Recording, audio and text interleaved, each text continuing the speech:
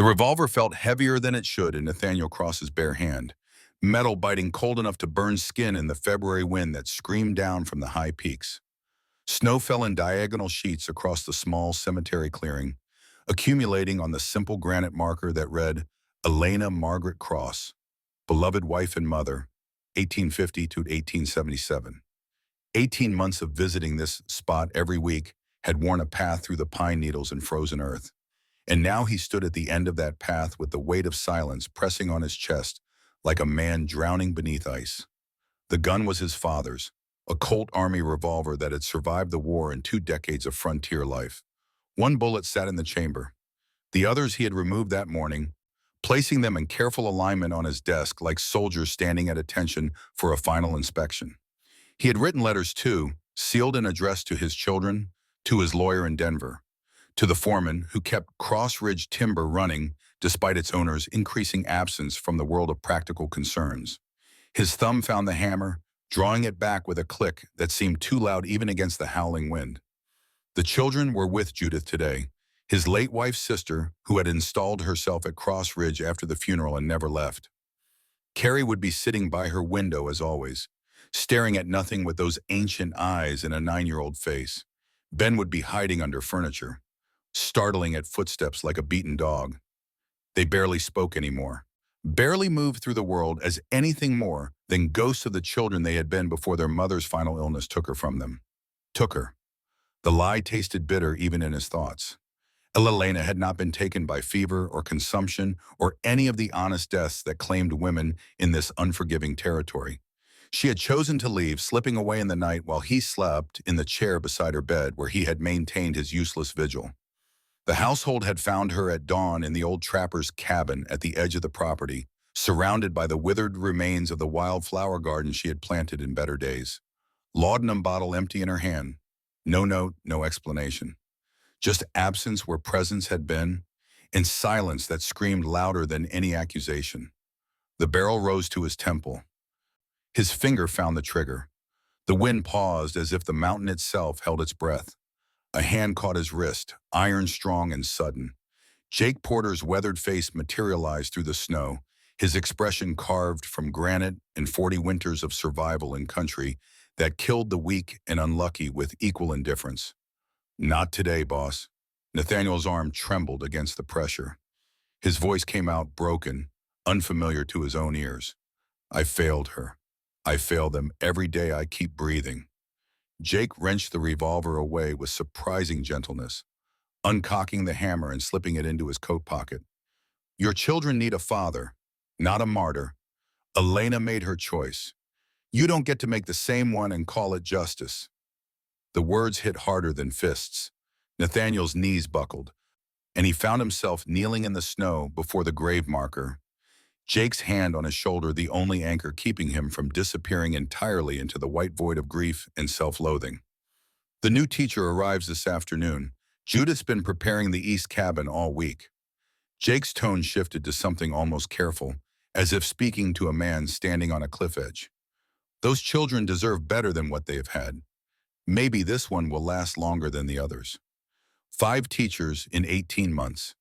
Each one had fled Cross Ridge within weeks, unable to bear the oppressive silence that hung over the settlement like fog, the weight of grief that seeped from the timber walls and made every breath feel like theft. Judith had sent them all away with cold dismissals and colder recommendations, maintaining standards that no desperate schoolteacher could meet. But this latest hire had come through channels Judith could not control, recommended by the Episcopal Diocese in Denver and funded by a charitable trust that required Cross Ridge to provide education for the settlement children or face legal complications regarding the land grants. Nathaniel let Jake pull him to his feet. The cemetery blurred through the snow and something else he refused to name tears. He walked back toward the main house without looking back at the grave, each step an act of will against the gravity of that place pulling him down into the frozen earth. The settlement sprawled across a natural bench in the mountainside, protected from the worst winds by towering pines and granite outcrops that rose like cathedral walls on 3 sides. The main house stood at the center, a 2-story structure of weathered logs and fieldstone that Nathaniel had built with his own hands in the first year of his marriage, when the future had seemed limitless and bright. Outbuildings clustered around it, housing the workers and their families who kept the timber operation running, the sawmill that processed logs into lumber for the growing town's downslope, the stables and storage sheds, and all the infrastructure of a working settlement carved from wilderness. Crossridge Timber employed 30 men and provided for perhaps 70 souls in total when counting weaves and children. It was a kingdom of sorts, though Nathaniel took no pleasure in ruling it. The work continued because Jake Porter knew his business and the men respected strength even in a broken vessel. Money flowed through proper channels, contracts were fulfilled, and the machinery of commerce ground forward, regardless of whether its nominal owner walked among the living or merely haunted his own life. Judith waited on the porch of the main house, her posture rigid as a hanging judge. She wore black as she had since Elena's death, severe wool dress buttoned to her throat and cinched at a waist that seemed to grow narrower with each passing month, as if she were slowly disappearing into her own bones.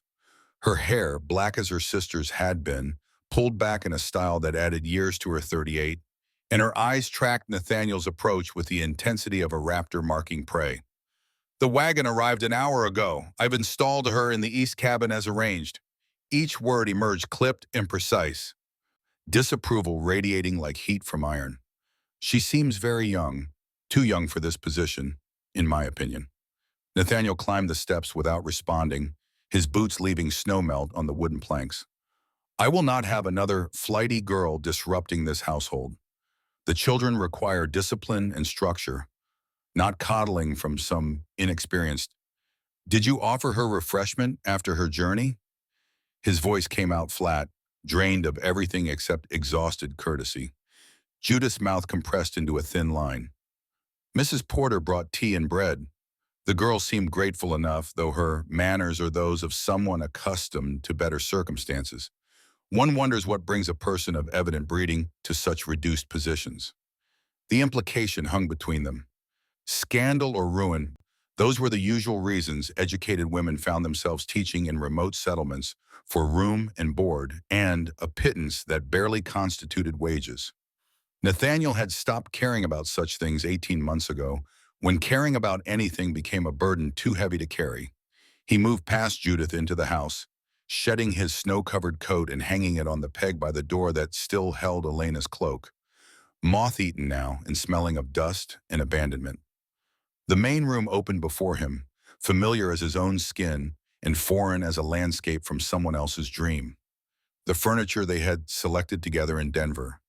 The curtains she had sewn during her first pregnancy, fingers nimble with anticipation of the life growing inside her. The rocking chair where she had nursed both babies and sung lullabies in a voice like honey and sunlight. All of it mocked him now with its persistence, its refusal to acknowledge that the woman who had made this house a home no longer walked among these objects that remembered her touch. Carrie sat in her usual spot by the window, book unopened in her lap, eyes fixed on the valley that stretched below Cross Ridge toward the distant plains.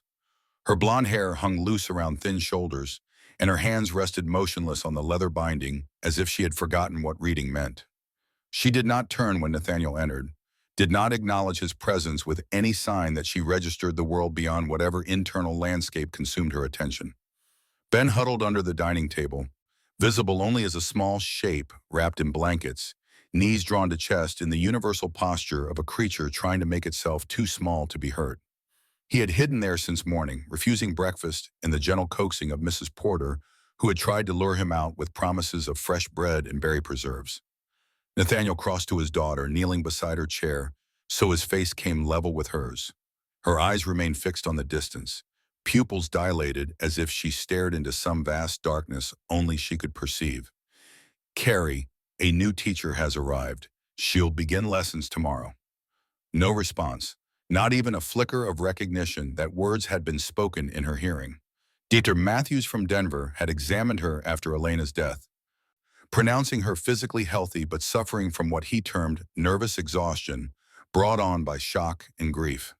Time and routine would restore her, the doctor had promised, prescribing fresh air and gentle activity and the sort of platitudes that meant nothing to a child whose mother had vanished into death without warning or explanation. 6 months of time and routine had passed. Carrie remained locked in her silence like a princess in a tower of glass, visible but unreachable. Nathaniel rose, joints protesting the cold and the weight of kneeling before absent gods. He moved to the table where Ben hid, crouching so he could see beneath the heavy oak planks. "Ben, come out, son. It's safe." The boy's dark eyes peered at him through the gloom, wide with an animal wariness that cut deeper than any blade. This was not the child who had climbed into his lap demanding stories, who had laughed at the simplest jokes and found wonder in snowflakes and pine cones, and all the small miracles that filled a young life with joy. This was a creature reduced to pure survival instinct, trusting nothing and no one, waiting always for the next blow that would send him tumbling into whatever abyss had swallowed his mother. "I won't hurt you. I would never—" The words dried in Nathaniel's throat. He had made promises before. Elena had believed them once, in the early years when marriage seemed like salvation and love felt strong enough to carry any burden. He had promised to make her happy, to keep her safe, to build a life worth living in this beautiful and terrible wilderness. Look how well those promises had held against the crushing weight of isolation and winter darkness, and whatever demons had finally driven her to swallow poison and slip away into permanent silence. He withdrew from under the table, straightening with effort that had nothing to do with physical strain. Judith watched from the doorway, her expression unreadable. They need stability, consistency, not another stranger who will leave when the work proves too difficult. Her tone carried something almost like concern, though it tangled with judgment in ways that made sincerity impossible to separate from censure. "I know you believe I am too harsh, but someone must maintain standards in this household. Someone must ensure these children do not grow up believing chaos and sentiment constitute proper raising." Nathaniel looked at his sister-in-law, really looked at her for the first time in months. She stood in Elena's house, wearing Elena's mourning, occupying the space Elena had left vacant. But she was not Elena, would never be Elena no matter how thoroughly she erased every trace of softness and replaced it with rigid propriety. Let her try. What harm can it do that hasn't already been done? Judith's face hardened into something approaching anger, though it passed too quickly to name with certainty. "As you wish, but when she fails, as the others failed, do not expect me to salvage what remains." She turned and swept from the room, skirts rustling against the floorboards, in a sound that seemed to echo long after she had disappeared up the stairs to the second floor, where she maintained her own quarters in defiant isolation from the rest of the household. Nathaniel stood alone in the gathering dusk, surrounded by children who could not speak and furniture that remembered better days. The afternoon light faded toward evening, painting the snow outside in shades of blue and purple that made the world look frozen beneath ice that would never thaw. Somewhere in the settlement, a new teacher unpacked her belongings and prepared to meet the family that would become her responsibility. He wondered how long this one would last before Cross Ridge broke her spirit and sent her fleeing back to whatever life she had abandoned for this position. The wind picked up again, rattling the windows and making the house creak like a ship laboring through storm seas. Winter held the high country in a grip that would not release for another 2 months at least, maybe longer if the spring came late, as it sometimes did. 2 months of darkness and cold, and the slow suffocation of being trapped in close quarters, with grief too large to contain and too persistent to escape. Nathaniel climbed the stairs to his own room, the one he had shared with Elena until her final months when her condition had required constant watching and the bed had become a prison rather than sanctuary. He closed the door and stood in the dimness, looking at the belongings that marked this space as his without making it feel like home. The desk where he maintained his correspondence and business records. The wardrobe holding clothes that seemed to belong to some other man who had once cared about appearance and propriety. The bed where he no longer slept, preferring the chair by the window, where he could watch the night pass in slow increments and count the hours until dawn brought another day identical to all the days before it. On the desk sat the letters he had written that morning, still sealed and waiting for a death that Jake Porter had postponed.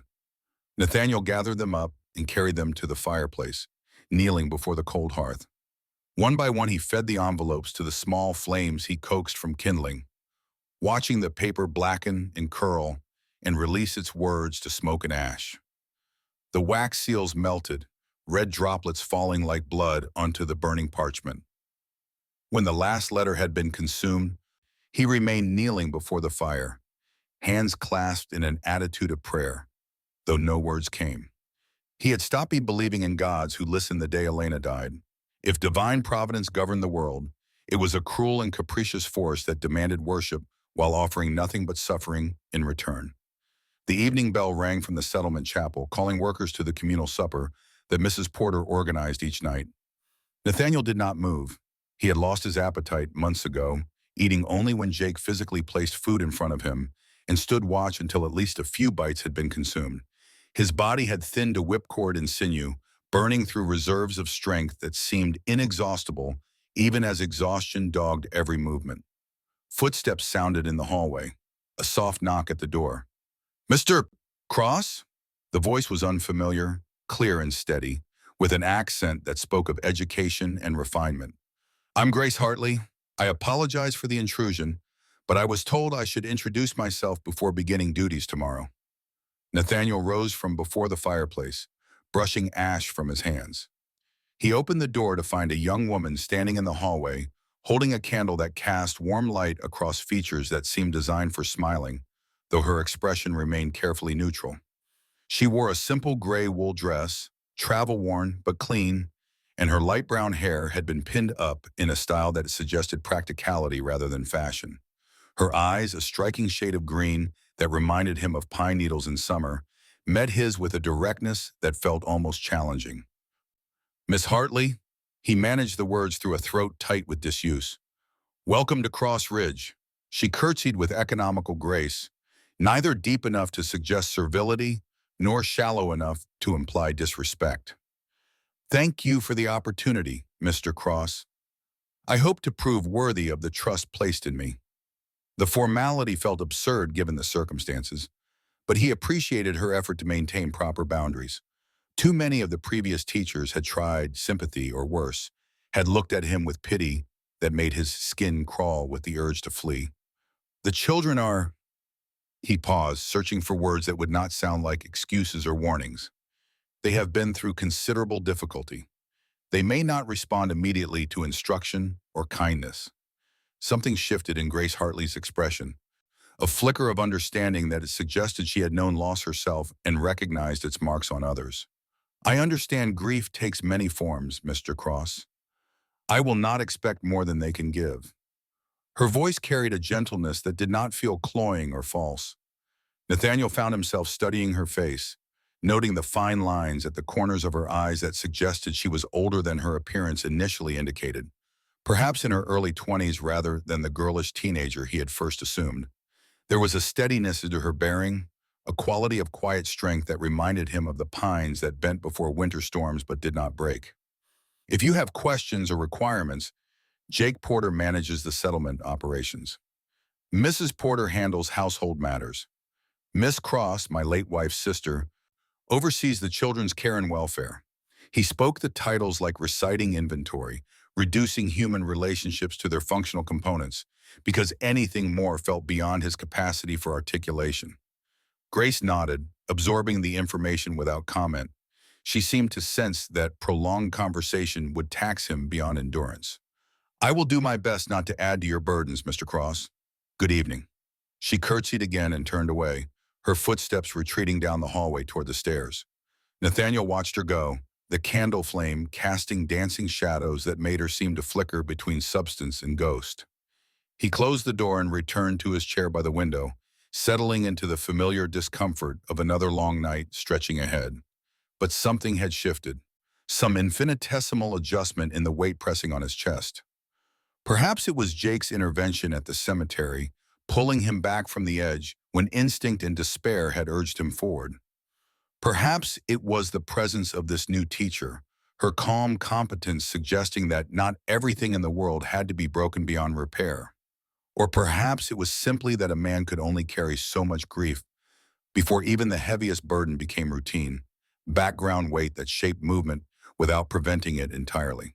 Snow continued falling through the darkness, accumulating on the roof and windowsills, muffling sound until the world contracted to this room, this chair, this man sitting watch over a life that felt increasingly disconnected from any future worth imagining. But he did not retrieve his father's revolver from wherever Jake had hidden it. He did not write new letters or make new plans for ending what seemed unendurable. He simply sat and watched the night pass, and when dawn broke gray and cold over the eastern peaks, he rose and prepared to face another day, because that was what the living did, even when living felt like the cruelest punishment imaginable. Grace Hartley woke in the east cabin to frost patterns on the window glass and the sound of wind testing the shutters for weakness. The room was small but well-appointed, containing a narrow bed with thick quilts, a writing desk, a wardrobe that held her few belongings with room to spare, and a fireplace where coals from last night's fire still glowed dull red beneath ash. Someone had brought fresh wood during the night, stacking it neatly beside the hearth with the kind of silent competence that characterized well-run households even in frontier settlements. She rose and dressed quickly in the cold, pulling on wool stockings and a practical dark blue dress that had been mended at the cuffs but remained serviceable. Her trunk sat open at the foot of the bed, revealing the sum of her portable life. Books mostly, gifts from her father before his death, and the collapse that had followed, reducing the Hartley name from respectability to scandal in a matter of weeks.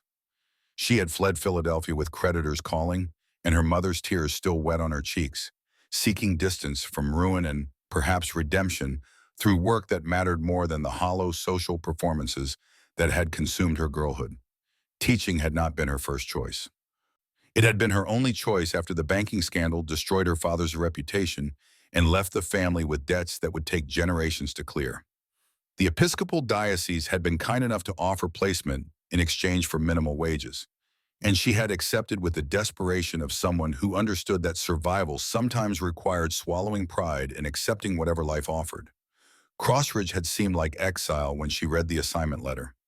Now, washing her face in water from the pitcher that had frozen overnight and required breaking through a thin crust of ice, she wondered if exile might be exactly what she needed. Distance from the wreckage of her former life, space to become someone new, untainted by association with her father's crimes and her family's disgrace. A knock at the door interrupted her thoughts. She opened it to find a woman in her 40s, sturdy and capable looking, holding a tray with steaming coffee and fresh bread. "Good morning, Miss Hartley. I'm Sarah Porter. My husband Jake manages the settlement operations." The woman's smile was genuine, reaching eyes that suggested she found reasons for warmth even in this frozen landscape. "Thought you might appreciate breakfast before meeting the children." Grace accepted the tray gratefully, the coffee's heat seeping through the ceramic cup into her cold hands. "That's very kind, Mrs. Porter. I hope I'm not creating extra work." Sarah waved away the concern. "We take care of our own here.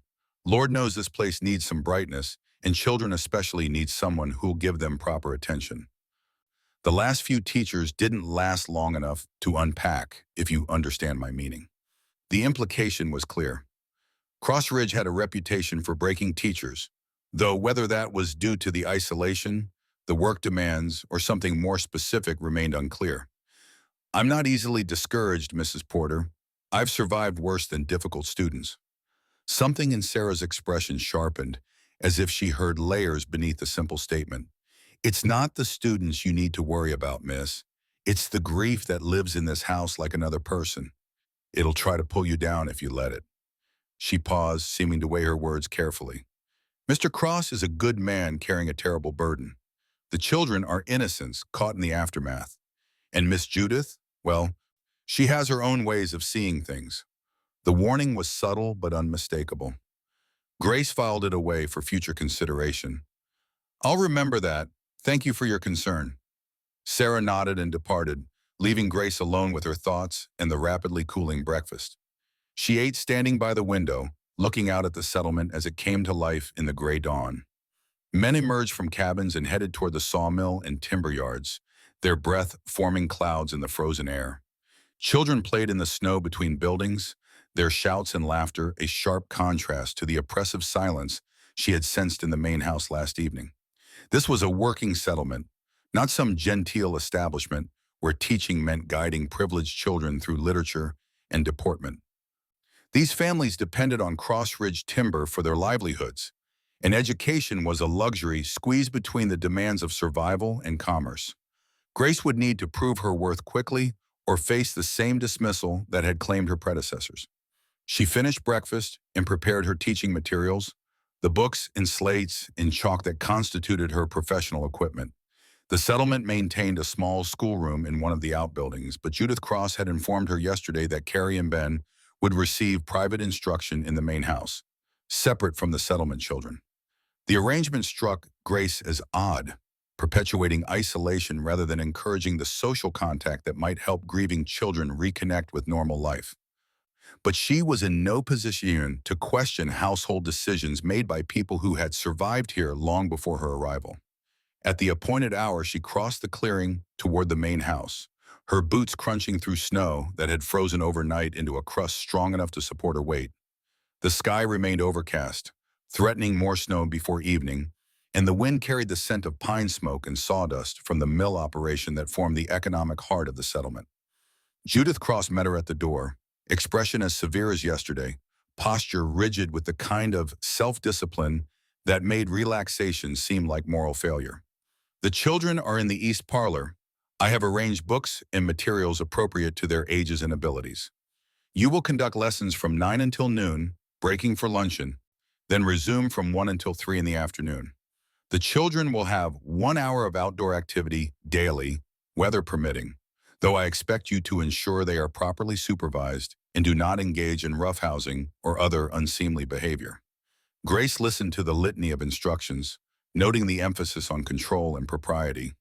This was a woman who believed structure could substitute for affection, that rules and schedules might wall out the chaos of grief and loss. I understand, Miss Cross. May I ask about their current level of instruction? What subjects have they been studying? Judith's mouth compressed into its characteristic thin line. Carrie reads at an advanced level but has not demonstrated interest in continuing her studies since her mother's passing. Benjamin can recognize letters and form simple words, but lacks focus and discipline. I expect you to remedy these deficiencies with appropriate rigor.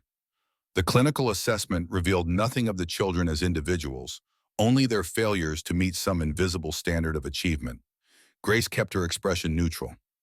I'll do my best to meet their needs while encouraging progress at a pace suited to their circumstances.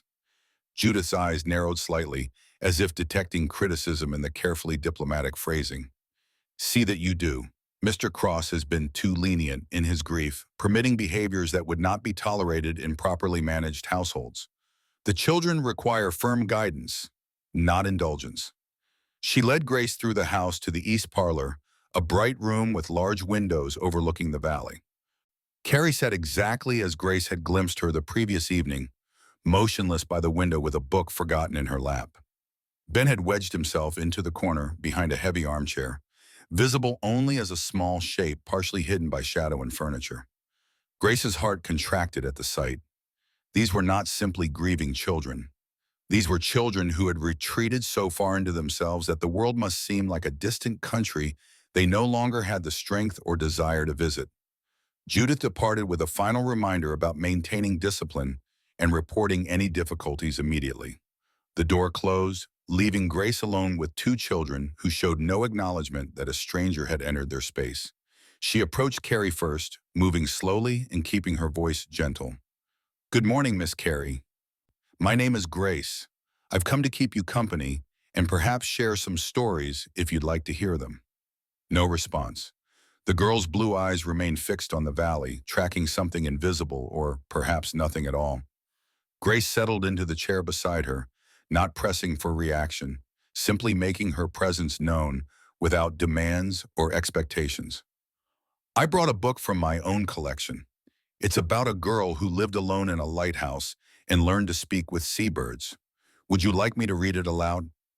Silence stretched between them, filled only with the ticking of a mantel clock and the whisper of wind against glass. Grace opened the book anyway, balancing it on her lap where Carrie could see the illustrations if she chose to look. She began reading in a clear, steady voice, not performing or dramatizing, but simply offering the words as a gift that required nothing in return.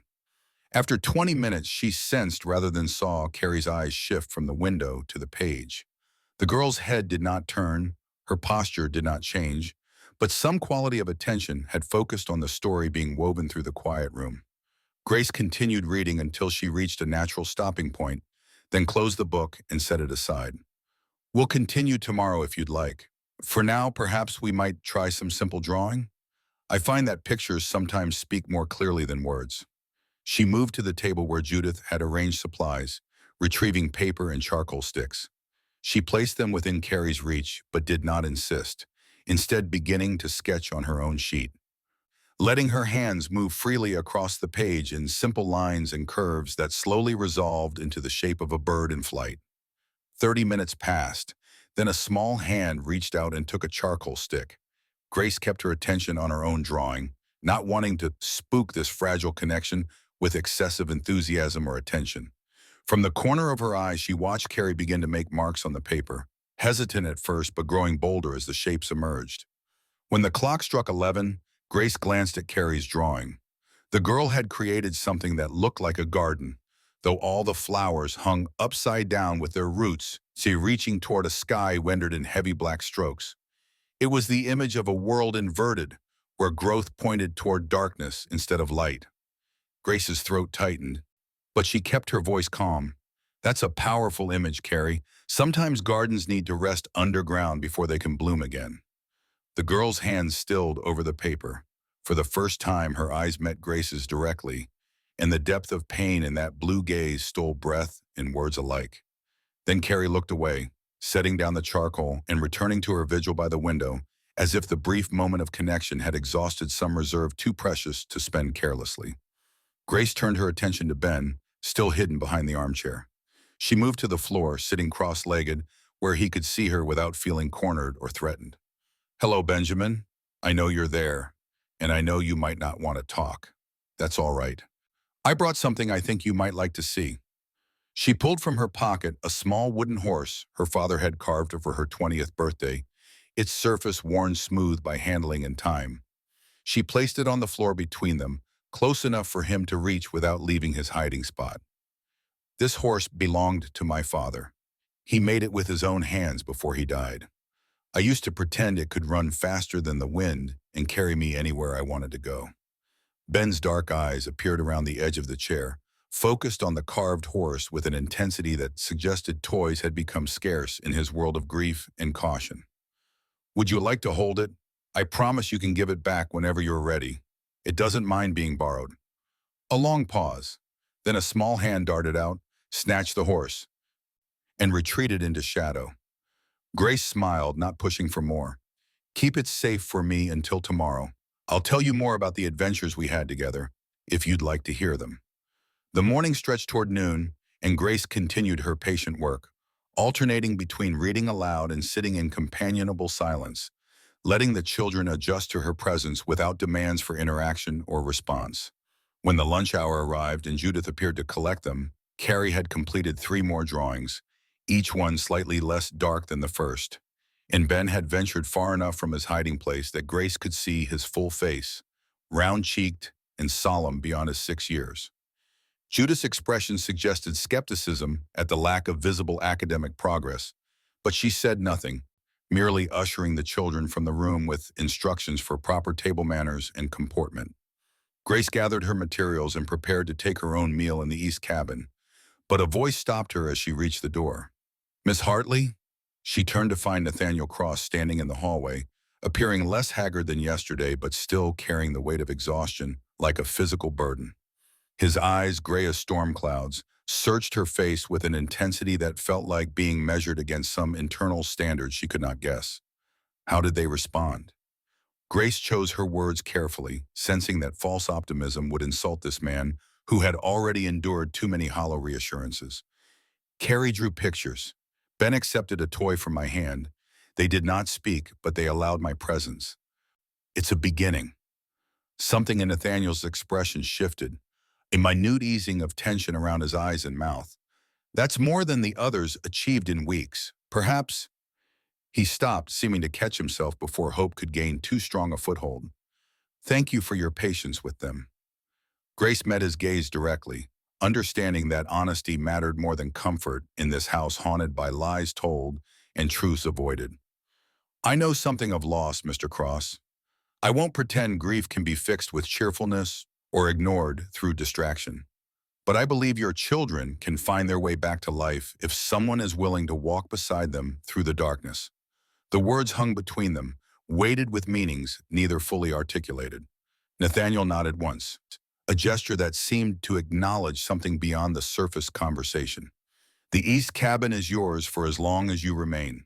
If you need anything for the children's education or your own comfort, inform Jake Porter. He turned and walked away before Grace could respond, his footsteps echoing through the hallway in rhythm with the ticking of unseen clocks marking time that passed but brought no healing.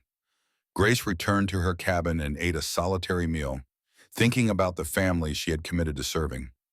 A man drowning in grief and guilt, two children locked in their own private prisons of loss, and a woman who seemed to mistake control for care and rigidity for strength. The situation was worse than any letter from the diocese had suggested, but Grace had not traveled across half a continent to flee from difficulty. She had come seeking purpose, redemption through work that mattered more than social standing or family reputation.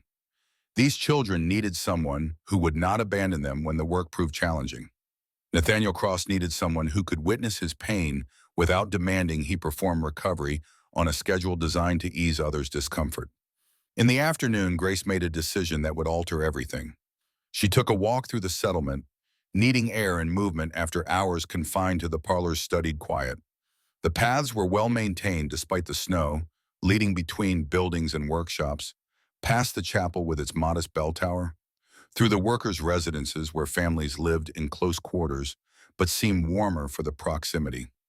At the edge of the cleared area, she found a trail leading into the pines.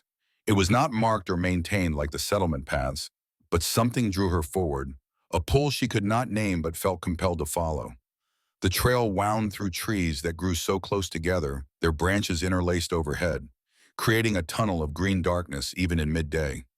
Snow lay deeper here, undisturbed except for animal tracks, and the silence felt different from the oppressive quiet of the main house, more peaceful than suffocating. After 20 minutes of walking, the trail opened into a small clearing where an old cabin sagged beneath accumulated snow and the weight of abandonment. The structure was perhaps 20 feet square, built from logs that had weathered to silver gray, with a stone chimney crumbling at one end and windows that gaped empty like the eyes of skulls. But it was the area in front of the cabin that arrested Grace's attention and stopped her breath in her throat.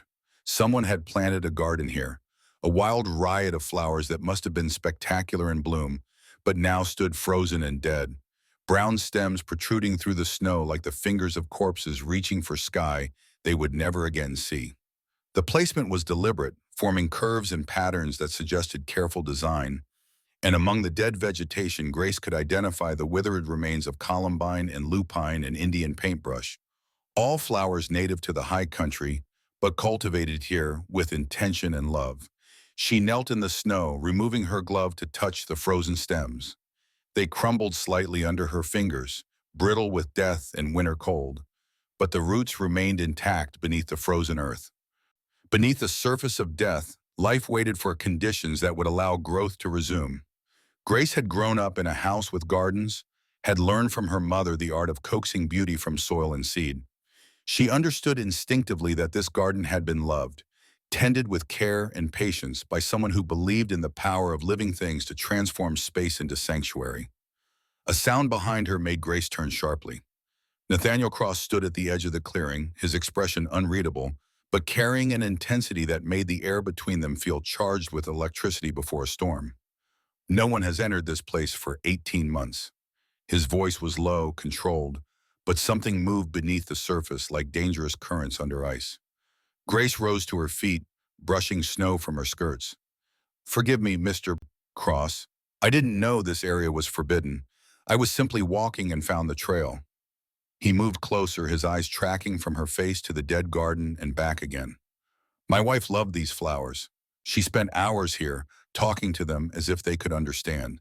She said they listened better than people. never interrupted or judged or demanded she be something other than what she was. The past tense struck like a hammer blow. This had been Elena Cross's garden, her refuge from whatever demons had finally driven her to choose death over continued struggle. Grace understood with sudden clarity that she was standing in sacred space, a shrine to the woman whose absence shaped every aspect of this settlement's present. "I'm sorry, I'll leave immediately." Nathaniel's hand shot out, catching her arm before she could retreat. The touch was brief, barely a moment of contact, but it burned through the wool of her sleeve with an intensity that shocked them both. He released her instantly, stepping back as if he had touched something forbidden. "The flowers died when she did. Nothing has grown here since." Grace looked down at the frozen garden, seeing it now through the lens of Elena Cross's final days. Had she come here at the end, seeking comfort from the living things she had nurtured? Had she sat among these flowers and made the choice that would leave her children motherless and her husband destroyed? "Not everything is dead here, Mr. Cross." The words emerged without conscious thought, pulled from some deep certainty Grace had not known she possessed. "Some things just sleep, waiting for the right moment to bloom again." Nathaniel's eyes locked on hers, and for a suspended moment, the world contracted to the space between two people, standing in a clearing where death and the promise of life existed in uneasy balance. His expression shifted through emotions too quick and complex to identify, settling finally into something that looked almost like pain. "You should return to the settlement before dark. This path can be treacherous for those unfamiliar with its turns." He turned and walked away without waiting for response, disappearing into the pines as silently as he had appeared. Grace stood alone in the clearing as afternoon light began its early winter fade toward evening. She looked at the cabin with its sagging roof and broken windows, at the garden that had been loved and then abandoned, at the snow falling in slow spirals from a sky heavy with the promise of storms. Something in this place called to her, spoke to the part of her soul that believed broken things could be mended and dead gardens could bloom again if someone cared enough to tend them through their dormancy. She did not know if her instinct was wisdom or foolishness, but she knew with sudden certainty that she would return to this clearing, would put her hands into the frozen earth and try to coax life back into roots that everyone else had given up for lost. The walk back to the settlement took longer than the journey out, darkness coming fast in the way of mountain winters when the sun disappeared behind western peaks and twilight lasted barely long enough to navigate home. Grace found her way through growing shadows, guided by the lights of the settlement that glowed warm against the gathering night. A porter had left another meal in the east cabin, along with fresh wood for the fire and a note expressing hope that the first day had gone well. Grace ate mechanically, her mind still in the clearing with those dead flowers and the memory of Nathaniel Cross's hand on her arm, brief as lightning and twice as searing. She prepared for bed early, exhausted by emotion and the altitude that made every breath feel insufficient. But sleep eluded her, and she found herself sitting at the small desk with pen and paper, writing a letter to Beth Morrison, the friend who had helped arrange this position and who waited in San Francisco for news of how the great adventure was unfolding. The words came slowly at first, then faster as Grace tried to capture the strangeness of her new situation. The grieving children who moved through the world like ghosts of themselves. The stern woman who policed behavior with rules that seemed designed to prevent feeling rather than encourage growth. The man who carried loss like a visible burden, bending under weight that never lightened no matter how much time passed. And the garden. Grace wrote about the garden, the dead flowers in the cabin, and the sense that this place held secrets that would take time and patience to uncover. She wrote about her certainty that beneath the surface of death, roots waited for someone willing to believe in the possibility of resurrection. But she did not write about the moment Nathaniel Cross had touched her arm, or the way her heart had lurched in her chest at the contact, or the expression in his eyes when he looked at her as if she might be something other than another temporary teacher passing through his life without leaving lasting mark. Some truths were too new and uncertain to commit to paper, even in letters to trusted friends. Some feelings needed time in darkness before they were ready to face light and examination. Grace folded the letter without sealing it, intending to finish tomorrow when her thoughts had settled and she could write with clearer judgment about her first impressions of Cross Ridge and the family she had committed to serving. She placed it between the pages of her journal for safekeeping, not knowing that this small act of preservation would later serve as evidence in a trial that would determine her future and the futures of everyone connected to this remote settlement haunted by grief and secrets. She extinguished the lamp and lay in darkness, listening to the wind test the cabin's walls and the sound of her own breathing in the small space. Tomorrow she would return to Carrie, and Ben would continue the patient work of building trust and creating space where feeling might be safe again. Tomorrow she would navigate Judith Cross's watchful supervision, and Nathaniel Cross's careful distance, would perform the role of teacher while learning the complex dynamics of a household broken by loss and struggling towards some uncertain form of healing. But tonight, in the last moments before sleep finally claimed her, Grace thought about dead gardens and the faith required to put hands into frozen earth, believing that spring would come again and life would return to places everyone else had abandoned as beyond salvation. She thought about this, and she understood that she had found something in the wilderness that she had been searching for without knowing what she sought. Purpose. The chance to matter in ways that went beyond surface performance and social obligation. The opportunity to stand witness to suffering without flinching away or demanding it conform to timelines and expectations that had nothing to do with the actual work of grief and recovery. Grace Hartley had come to Cross Ridge fleeing scandal and seeking distance from ruin. But lying in darkness in a cabin at the edge of wilderness, she began to suspect she had found something far more important than escape. She had found a place where her presence might actually make a difference, where the work she did with her hands and heart could change lives in ways that mattered more than any social success or family redemption she had left behind in Philadelphia. The wind howled through the pines, and snow whispered against the windows, and Grace slipped into sleep with the image of dead flowers waiting for spring imprinted on her closed eyelids, like a promise or a prayer. 6 weeks transformed Cross Ridge from frozen tomb to tentative resurrection. March arrived with temperatures that climbed above freezing during daylight hours, and the snow that had seemed eternal began its slow retreat into mud and running water. Icicles dripped from eaves in steady percussion, and the sound of the creek that ran through the lower settlement rose from whispered aurora as snowmelt from the high peaks poured downslope in foaming torrents that carried away winter's debris and cleared paths for whatever spring might bring. Grace had not returned to Philadelphia. This fact surprised her more than it probably should have, given that the diocese contract bound her for a minimum term, and breaking it would leave her with no references and fewer prospects than she already possessed. But the surprise came not from staying, but from wanting to stay, from waking each morning in the East cabin and feeling something that resembled purpose rather than mere obligation. The children had begun to emerge from their separate prisons of silence and fear. Carrie now spoke in full sentences, her voice soft but clear, asking questions about the books they read together and occasionally offering observations about the world beyond her window that suggested she had started noticing details again, instead of staring through everything towards some internal landscape of grief. She still spent long periods in silence, still retreated into herself when emotion threatened to overwhelm fragile defenses, but the stretches of engagement grew longer each week. Ben had abandoned his hiding places entirely, though he remained cautious in ways that broke Grace's heart with their implications about what trust cost a child who had learned that the people you loved could vanish without warning. He followed Grace through the settlement now. When afternoon lessons ended, chattering about birds and rocks and all the small wonders that filled a 6-year-old's expanding universe. He had returned the carved horse after 3 days, placing it carefully in Grace's palm with a solemnity that made the gesture feel like some sacred exchange of vows. "You can keep it if you want," Grace had offered, meaning the words. Ben shook his head, dark curls bouncing with the movement. "It's yours, but maybe I can borrow it sometimes? When I need to go somewhere fast?" The metaphor was too apt to be accidental.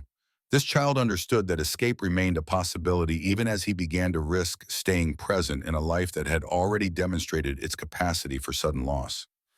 Grace had started working on the garden 3 weeks after her first discovery of the clearing. She told no one of her intention, simply taking her afternoon walks in that direction and spending an hour each day clearing away the dead vegetation, carefully removing brown stalks and withered leaves to expose the soil beneath. The ground remained frozen several inches down, but the surface thawed enough during sunny afternoons to allow her fingers to work through the top layer, removing debris and preparing for whatever might lie dormant below. She found bulbs beneath the mulch of dead flowers, dozens of them, planted in deliberate patterns that would have created waves of color from early spring through late summer. They looked desiccated, shriveled like the fingers of ancient corpses. But when Grace cut one open with her pocket knife, the interior showed green tissue still viable beneath the dried outer layers. Life persisted even after 18 months of neglect and the killing cold of 2 high-country winters. The discovery filled her with an emotion too large to name. If these bulbs could survive, perhaps other dead things might find paths back to living.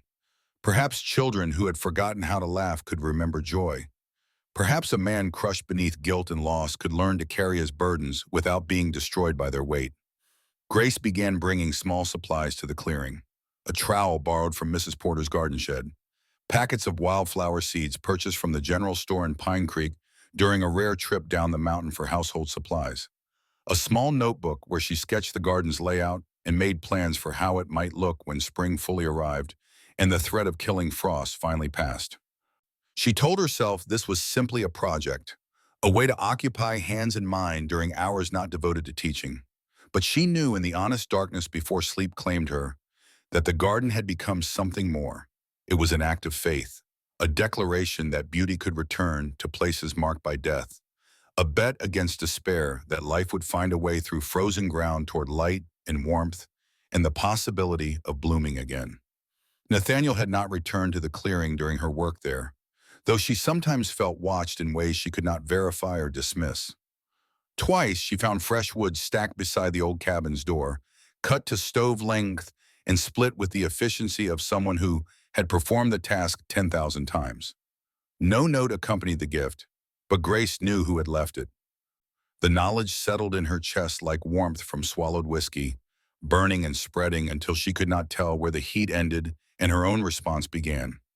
Their interactions remained formal and brief. He asked about the children's progress during chance encounters in hallways, or when she submitted weekly reports detailing lessons completed and skills developing.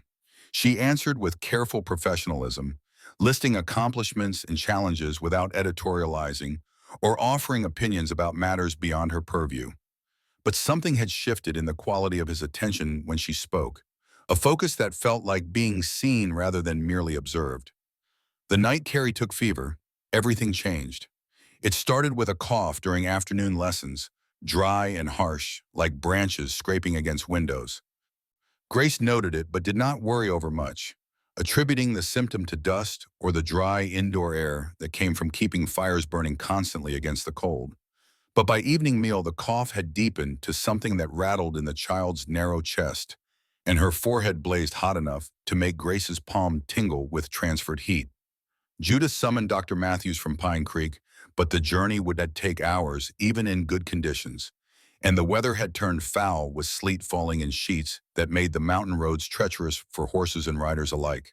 In the meantime, Carrie's temperature climbed toward dangerous levels, and her breathing took on a labored quality that Grace recognized from her own childhood when pneumonia had nearly killed her younger sister.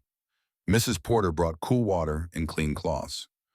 Grace stripped Carrie down to her shift and began bathing her limbs and torso with the methodical patience of someone who understood that fever fought with steady persistence rather than dramatic gestures.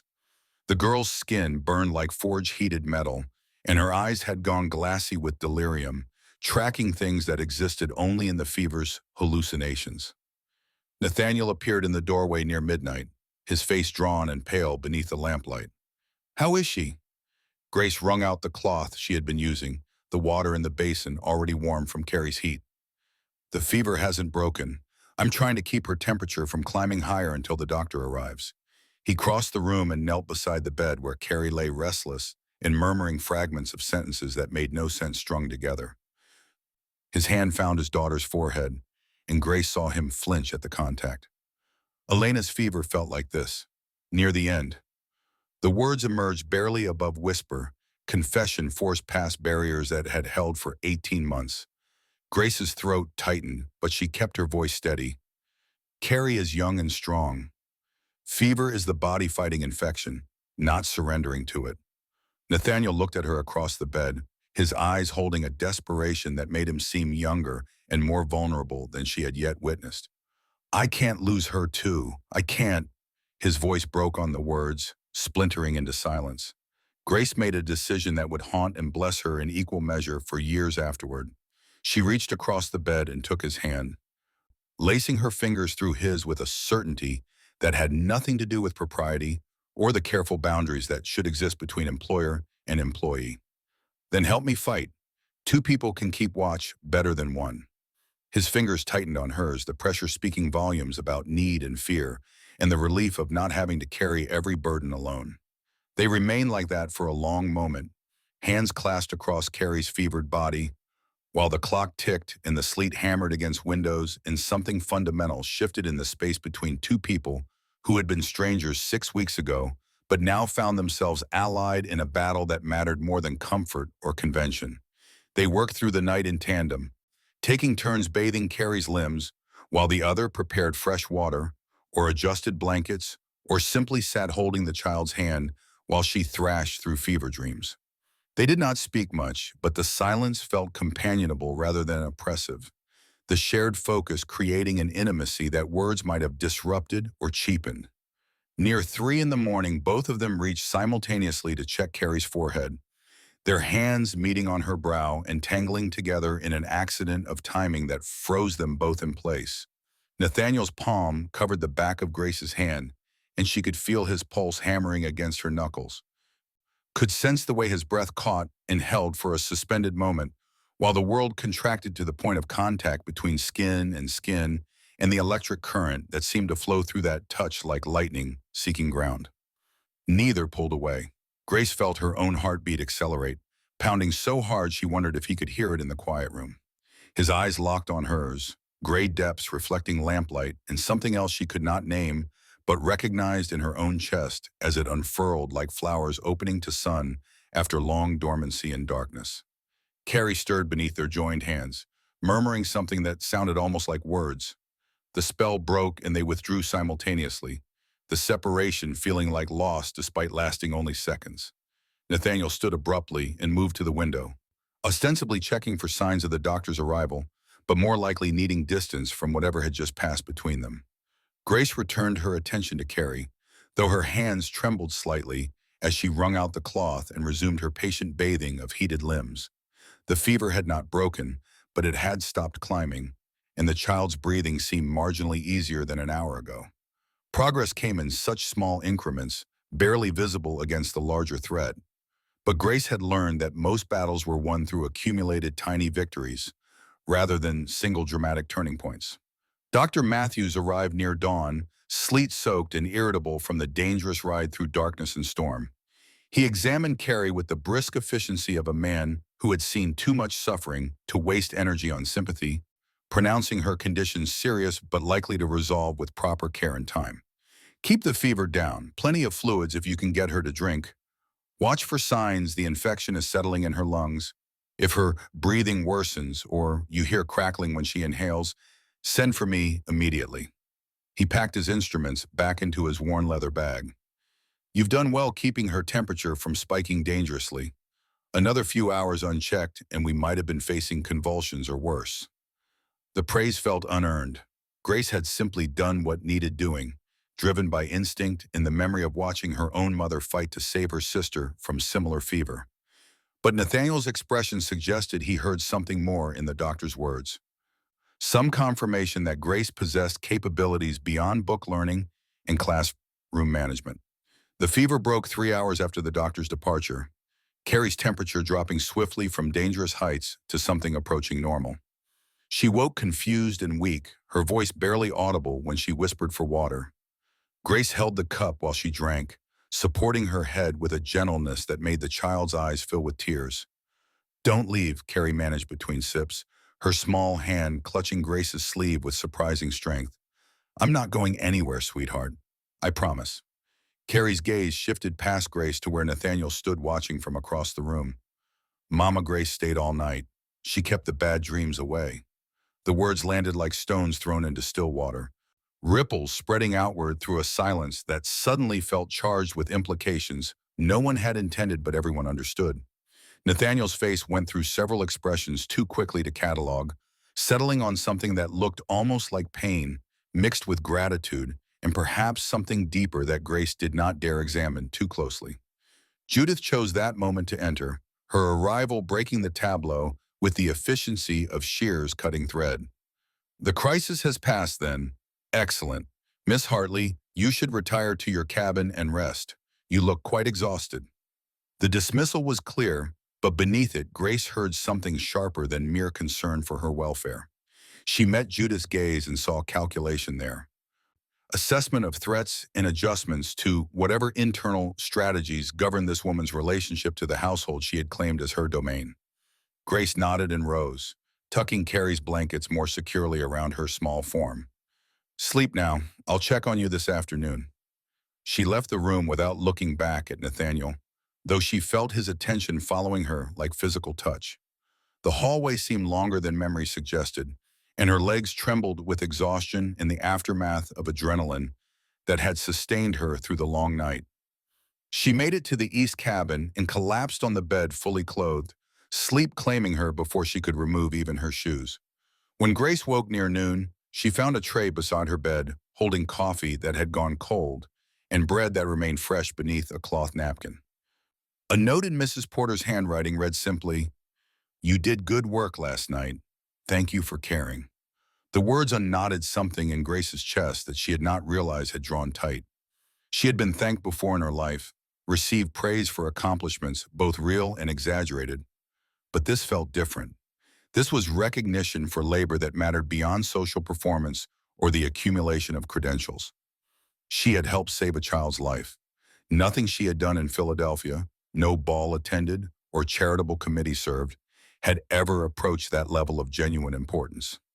She rose and washed hastily, changing into a clean dress and pinning her hair with more care than she had managed during the crisis hours. When she crossed to the main house for afternoon lessons, Ben met her at the door and threw his arms around her waist with an enthusiasm that nearly knocked her backward. "You made Carrie better. Papa said you stayed all night and fought the fever like a warrior fighting a dragon." Grace laughed, the sound surprising her with its spontaneity. "I just kept her cool and comfortable. The doctor and your sister's own strength did the real work." Ben shook his head vigorously, dark curls flying. "No, you saved her. Papa told me. He said you knew exactly what to do, and you didn't get scared even when it was really bad." The image of Nathaniel discussing her actions with Ben in terms of praise rather than mere factual reporting sent warmth spreading through Grace's chest. She disentangled herself from Ben's embrace and followed him to the parlor where Carrie rested on the sofa, propped by pillows and looking pale but alert. "Mama Grace!" The child's face lit with a smile that transformed her features from solemn to something approaching the joy that should characterize a 9-year-old's expression. Grace's step faltered at the title, its implications both precious and dangerous given the household dynamics and her position as hired help, rather than family member. "How are you feeling, sweetheart?" Carrie patted the sofa beside her in invitation. "Tired, but better. Will you read to me? I want to hear more about the lighthouse girl and the seabirds." Grace settled beside her and opened the book to their marked page, but her mind tracked multiple layers beneath the simple act of reading aloud. Carrie had claimed her with that title and had renamed their relationship into something that transcended the teacher-student boundary and entered territory that could provoke complications. Grace was not certain she knew how to navigate. But looking at the child's eager face and feeling Ben curl against her other side as the story unfolded, Grace could not bring herself to correct the designation or enforce a distance that would protect her position while wounding children who had already lost too much. The days that followed Carrie's recovery developed a rhythm that felt almost like normalcy, despite the undercurrents of tension that ran beneath surface routines. Grace continued her morning lessons in the parlor, watching both children blossom as their trust deepened and they began to risk the vulnerability of learning new things and admitting ignorance without fear of judgment or punishment. She introduced them to mathematics through story problems about traveling merchants and farmers calculating harvests, made grammar lessons into games where constructing sentences earned points and prizes, turned history into adventure tales about explorers and revolutionaries who had shaped the nation through courage and vision. Judith observed these lessons with increasing frequency, appearing unannounced in the doorway and watching with expressions that suggested skepticism mixed with something harder to identify. Grace sensed disapproval but could not determine its source. The children were learning, their skills improving measurably each week. They laughed more, spoke more freely, engaged with the world around them in ways they had not since their mother's death. By any objective standard, Grace was succeeding where previous teachers had failed. But success, it seemed, could be its own provocation for those who preferred order maintained through different means. Grace worked on the garden every afternoon, the ritual becoming as essential to her well-being as sleep or food. The weather continued its slow warming trend, and the ground thawed deeper each day, allowing her to dig and prepare soil that had been locked beneath ice for months.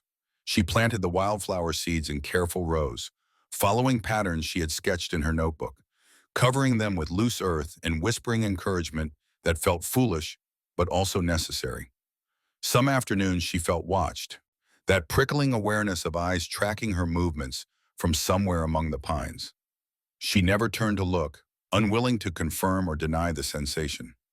If Nathaniel chose to observe her work from distance, that was his prerogative as owner of this land and the memories it held.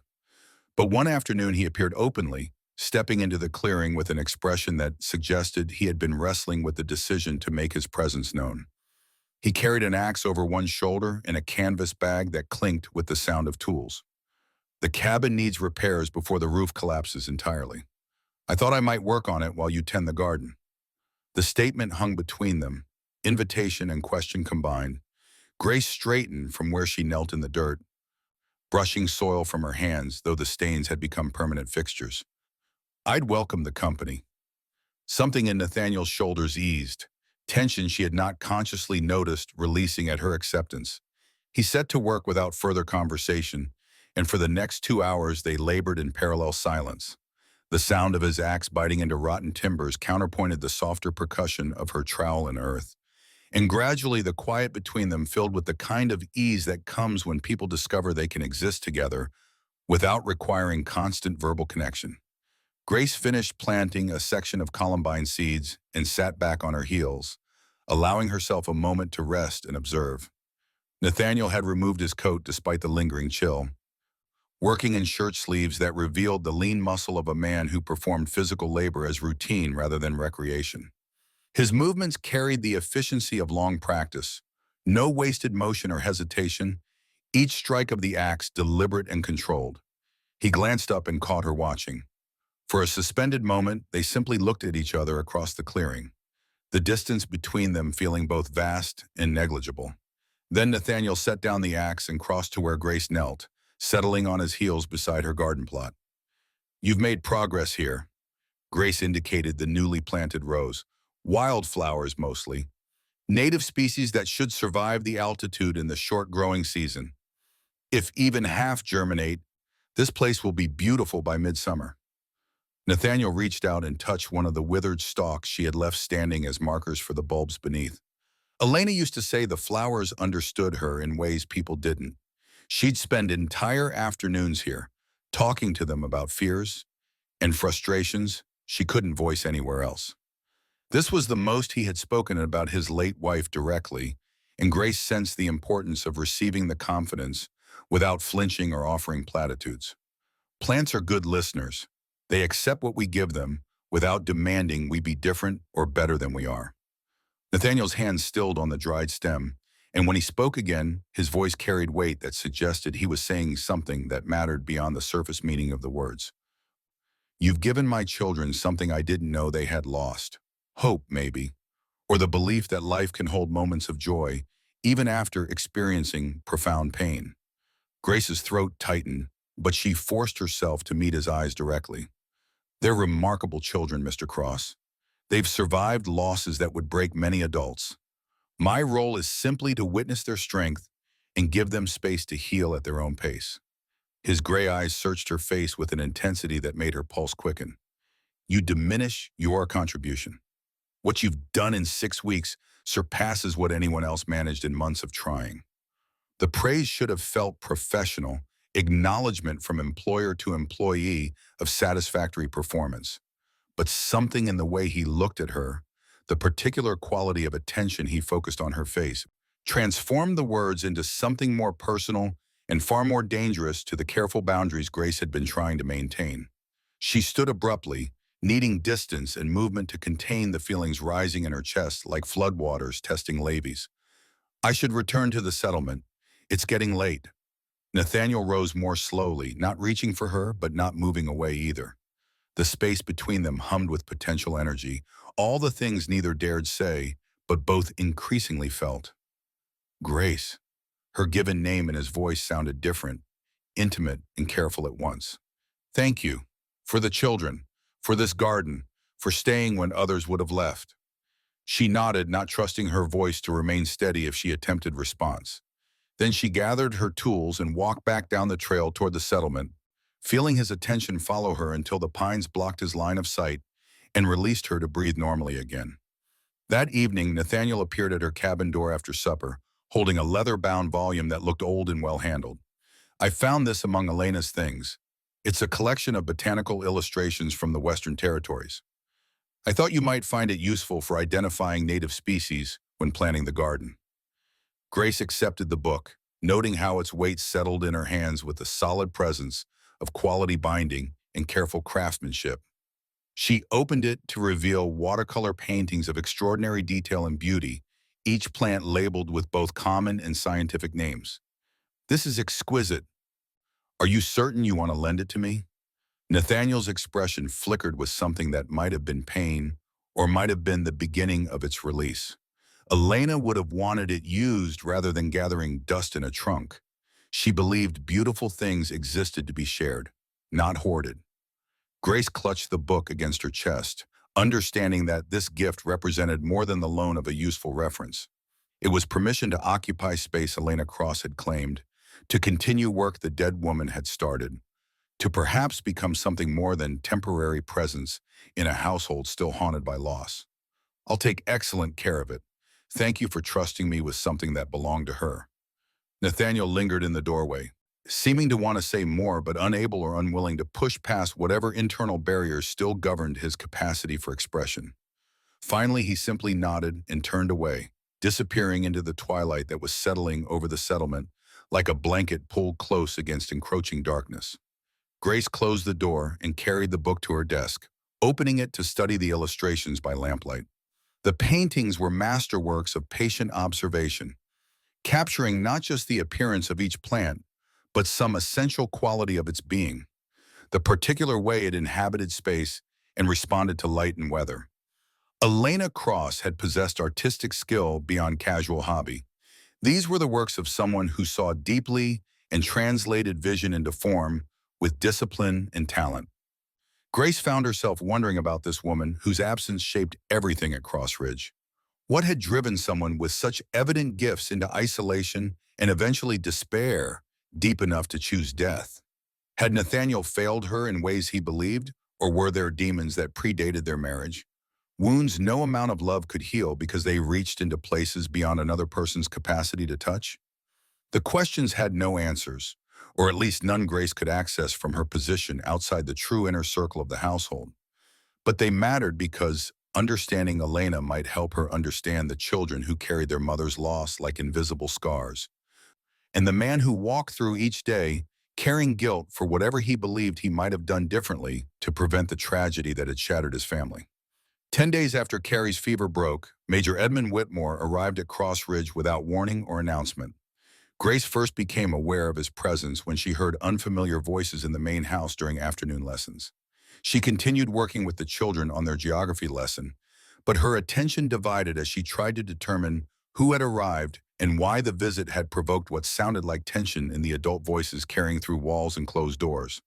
When lessons concluded, she found Judith waiting in the hallway with an expression that managed to combine disapproval and something approaching satisfaction. "We have a guest for the evening. Major Whitmore is Mr. Cross's business associate and my late sister's uncle. He has traveled from Denver to discuss timber contracts and other matters." Judith's pale eyes fixed on Grace with peculiar intensity. "You will join us for dinner this evening. The major has expressed interest in meeting the teacher who has achieved such reportedly remarkable results with the children. The phrasing suggested Judith had her own opinions about those results, none of them particularly flattering. Grace nodded her acceptance of the command, understanding this was not invitation but requirement. She returned to her cabin and changed into her best dress, a dark green wool that had been expensive once and remained well-made despite the years of wear. She pinned her hair more formally than usual and allowed herself the vanity of the small cameo brooch that had belonged to her grandmother, one of the few items she had salvaged from the wreckage of her family's financial collapse. The dining room at Cross Ridge was a space Grace had glimpsed but never entered during her tenure. It occupied the north end of the main house, a large chamber dominated by a table that could seat 12 and walls hung with landscape paintings depicting mountain scenes in romantic style. The table had been set with china and silver that spoke of better days and maintained standards, candles providing warm light that softened the harsh angles of the room's masculine furnishings. Major Whitmore rose when Grace entered, his movements crisp with military bearing despite civilian dress. He appeared to be in his late 40s, tall and solid with iron gray hair and a mustache waxed to precise points. His eyes were sharp and assessing, taking in details about Grace with the efficiency of someone trained to evaluate situations quickly and accurately. "Miss Hartley, I've heard impressive reports about your work with the Cross children." His voice carried authority without aggression, the tone of a man accustomed to being obeyed but not requiring demonstrations of dominance to ensure compliance. Grace curtsied with appropriate formality. "You're kind to say so, Major Whitmore. The children's progress is their own achievement. I simply provide structure and encouragement." Nathaniel watched this exchange from his position at the head of the table. His expression unreadable, but his posture carrying tension, Grace had learned to recognize as discomfort with social performance. Judith presided at the opposite end, her black dress and severe styling making her look like a widow mourning fresh loss rather than a sister still processing grief 18 months cold. The meal proceeded with the stilted quality of formal dinners, where conversation must navigate multiple hidden currents and unspoken agendas. Major Whitmore spoke about Denver's growth, the expansion of railroad lines into mountain territories, political developments in Washington that might affect timber regulations and land grants. Nathaniel responded with the minimal engagement of someone performing obligation rather than enjoying discourse. But the major's attention kept returning to Grace, his questions probing her background and qualifications with a thoroughness that felt almost like investigation. "You mentioned Philadelphia, Miss Hartley. Which district did your family occupy?" Grace's fingers tightened on her fork, but she kept her voice steady. "Society Hill originally, though circumstances changed after my father's death." Something flickered in Whitmore's expression, a sharpening of focus that made Grace's pulse quicken with warnings she could not yet name. "And your father's profession?" The question crossed boundaries of polite inquiry into territory that threatened exposure Grace had traveled across a continent to avoid. But refusing to answer would provoke more curiosity than honesty managed carefully. "He taught classical languages at the university. His death left the family in reduced circumstances, which led to my seeking employment in education."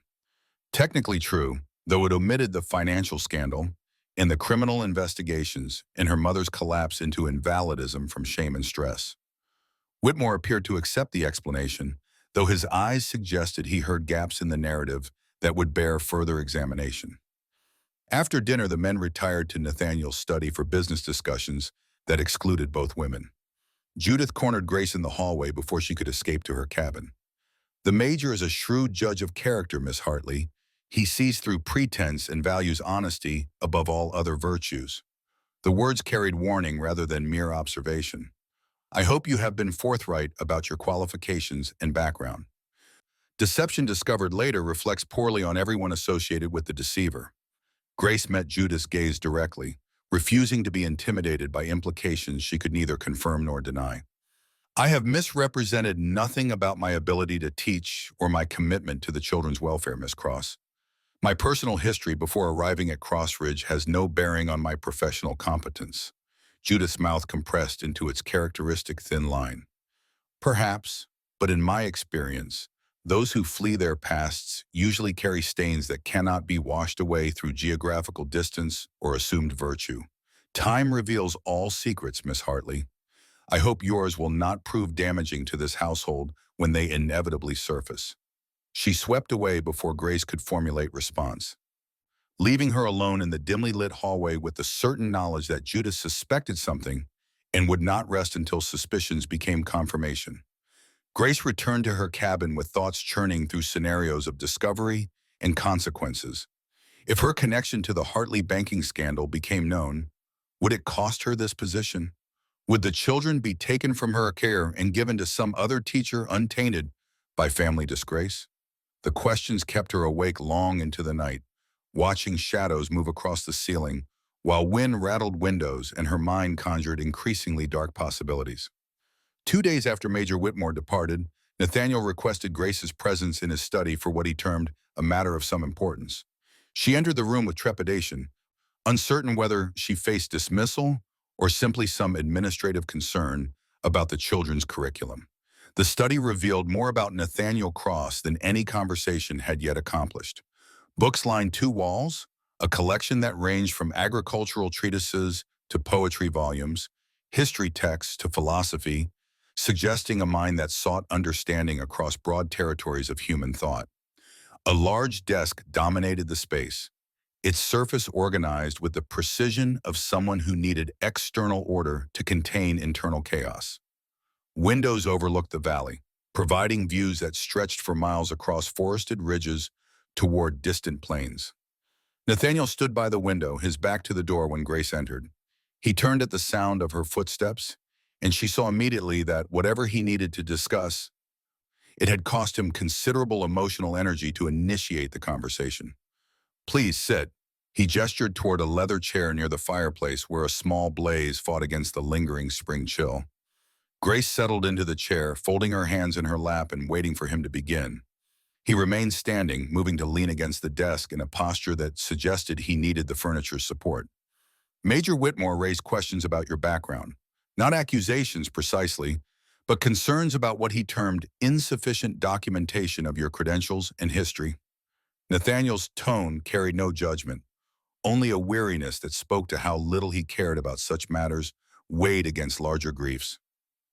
"I told him your work with the children speaks more clearly than any letters of reference could about your competence and character." Relief and something warmer flooded through Grace's jointed down.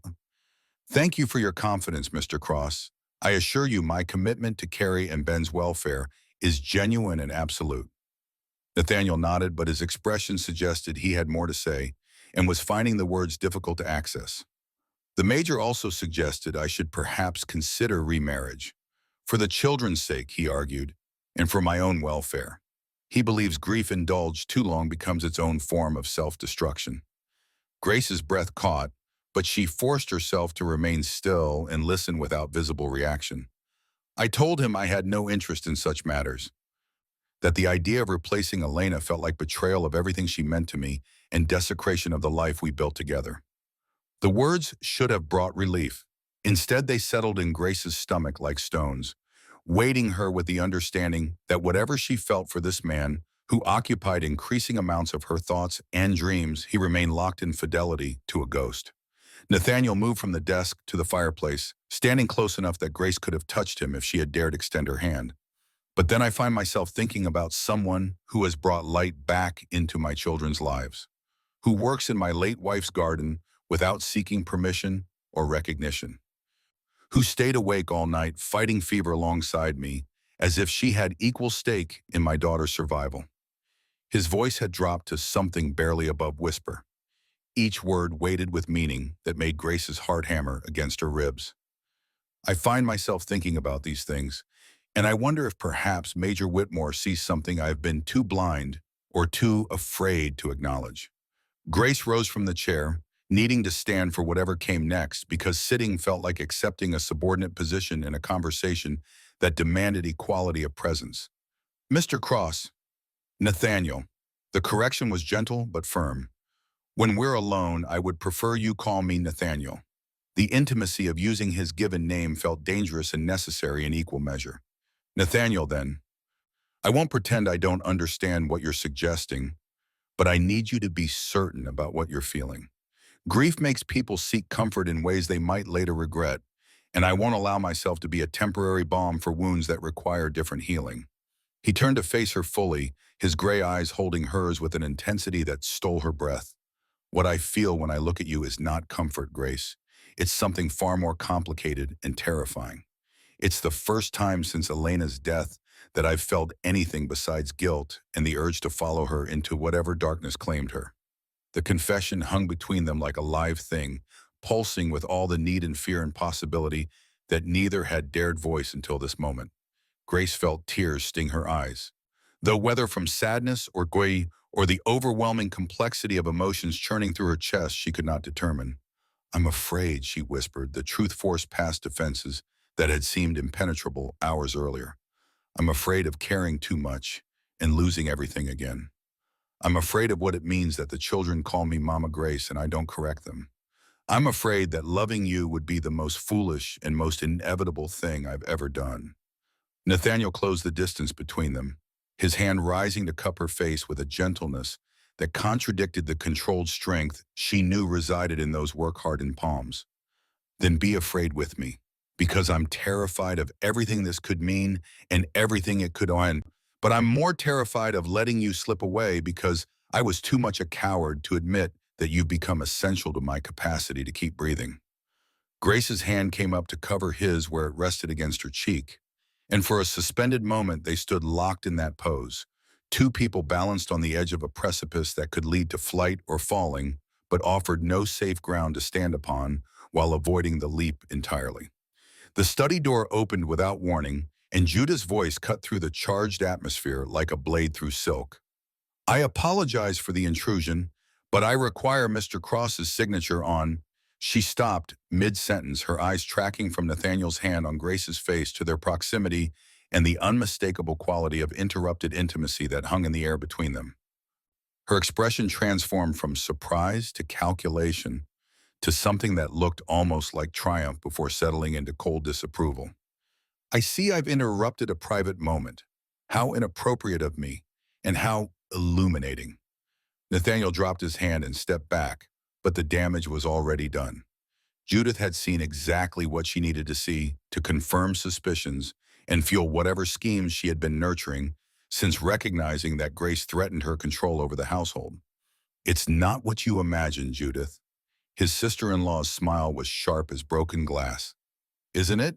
Forgive me, but it appeared quite precisely what one would imagine when an employer forgets his position and indulges inappropriate familiarity with hired help.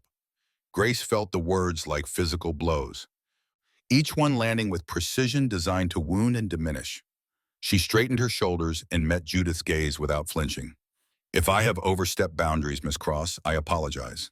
It was not my intention to create complications or discomfort in this household. Judith's eyes glittered with something that might have been satisfaction or malice or both combined. Intentions matter less than actions, Miss Hartley, and actions observed cannot be unobserved, no matter how much we might wish otherwise. She placed the papers requiring signature on Nathaniel's desk and departed, leaving behind a silence that felt poisoned by implications and the certainty that whatever had been building between Grace and Nathaniel had just become known to the one person most invested in preventing its development. Grace moved toward the door, needing escape from the sudden heaviness that had replaced the tentative hope of moments earlier. Grace, wait. Nathaniel's voice stopped her before she reached the threshold. Don't let Judith's judgment make you regret what I hope we still might. She turned back to find him standing in the middle of his study, looking lost and determined at once. I regret nothing except that she saw before we had time to understand for ourselves what this is becoming. But I need time to think about what happens next. What's possible given the circumstances and the obstacles we face? He nodded, accepting her need for space, even as his expressions suggested he wanted to argue against delay. Take whatever time you need. I'm not going anywhere. And neither are the feelings that drove me to speak today. Grace left the study and fled to her cabin, her mind racing through implications and possibilities, while her heart hammered with the memory of his hand on her face and the words he had spoken with such raw honesty.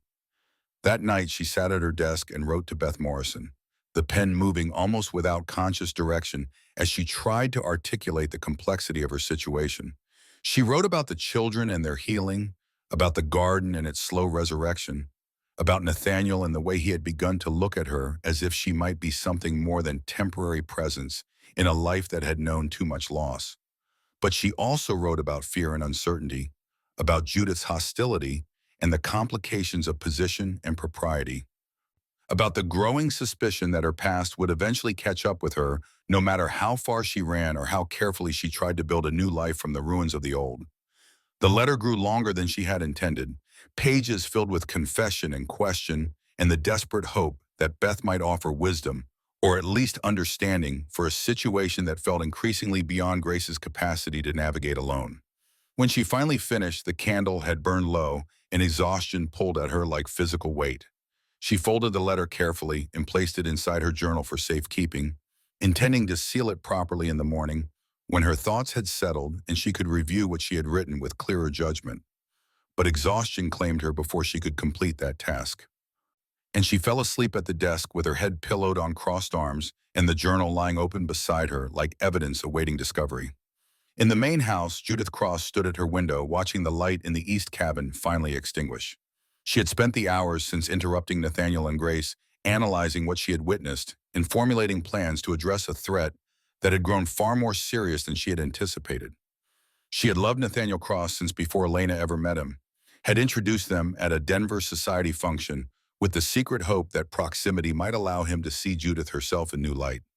Instead, he had fallen for Elena's beauty and apparent fragility, had married her within 6 months and taken her away to this mountain settlement where Judith visited rarely and always with the sick awareness that she had facilitated her own heartbreak. Elena's death had seemed like opportunity finally granted.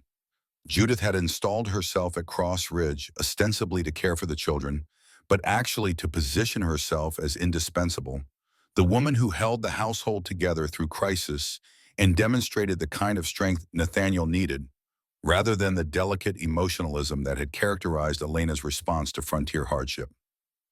For 18 months, Judith had waited, patient as stone, certain that time and proximity would eventually make Nathaniel see her worth.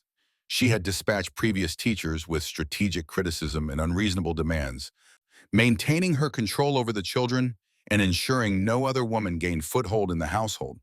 But Grace Hartley had proven more resilient than her predecessors, had somehow bypassed Judith's defenses and connected with the children in ways that made interference difficult without appearing obviously malicious. Worse, she had caught Nathaniel's attention in ways Judith had never managed, despite years of devotion and sacrifice. Tonight had confirmed what Judith had been suspecting for weeks. Nathaniel was developing feelings for the young teacher, perhaps had already fallen in love with her, though he seemed too grief-stunned to fully recognize or name what was happening. If allowed to continue, this attachment would destroy every plan Judith had nurtured through months of careful positioning. She could not permit that outcome.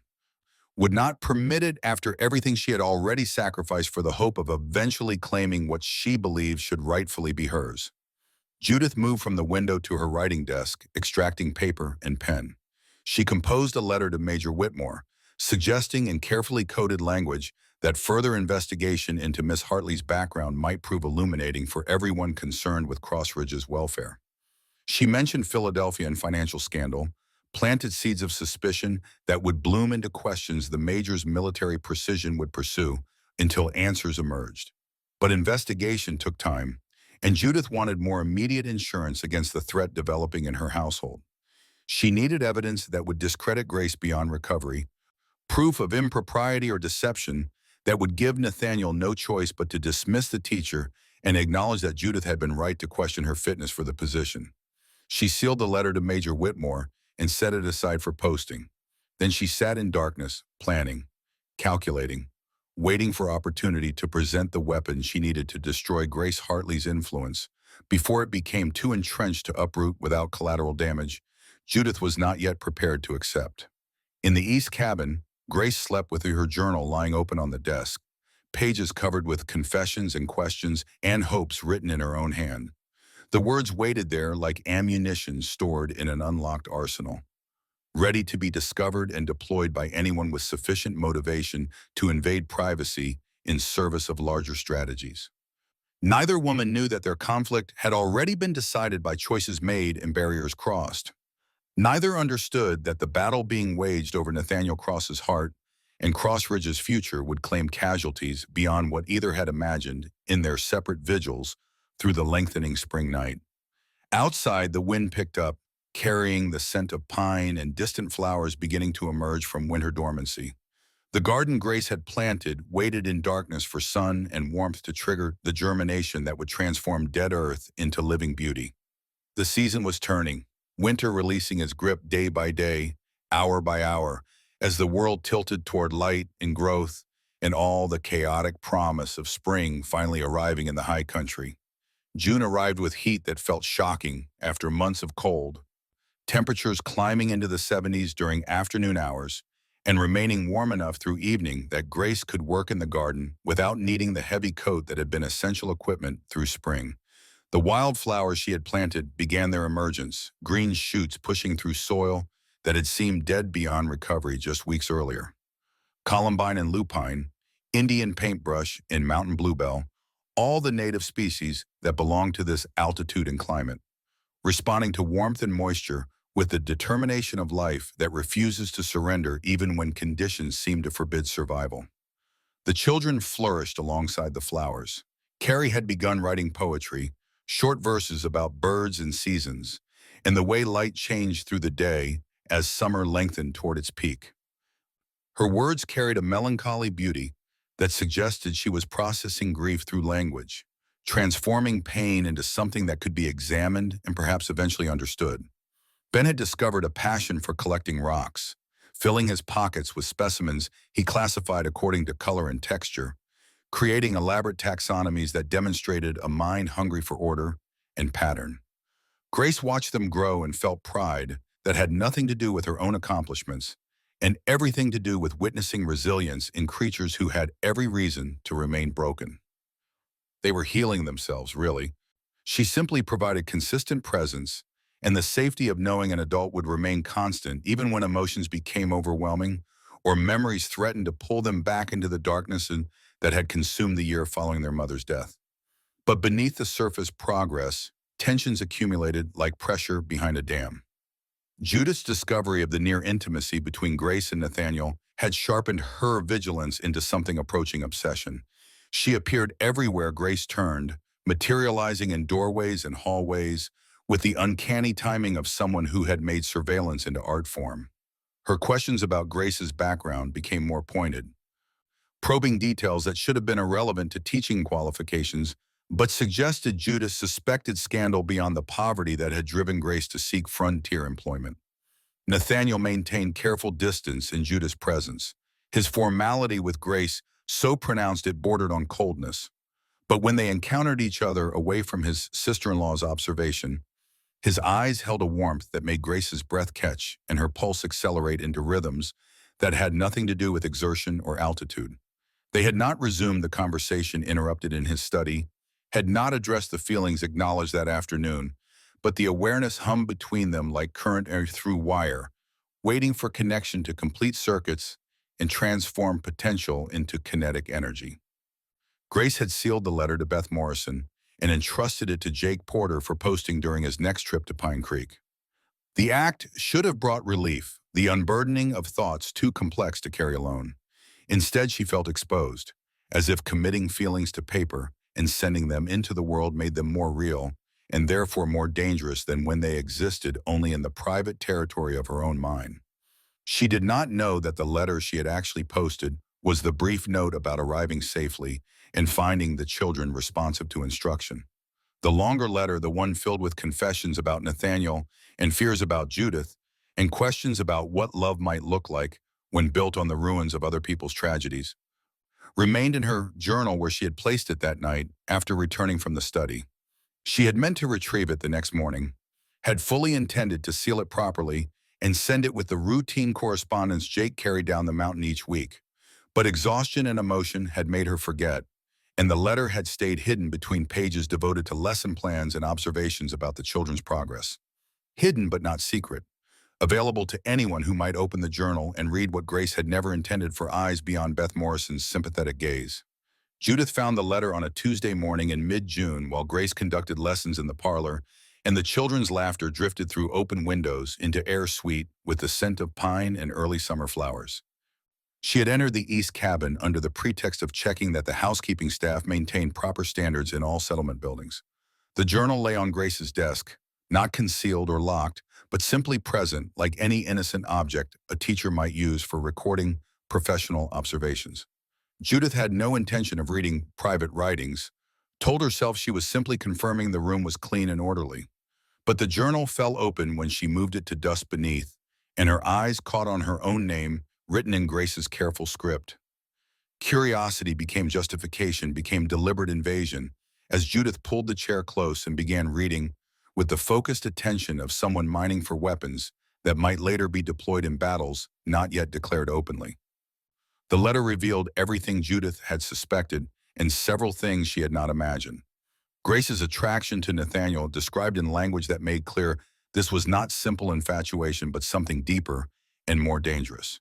The children's attachment to Grace, their use of the title Mama Grace, and Grace's conflicted feelings about allowing it to continue.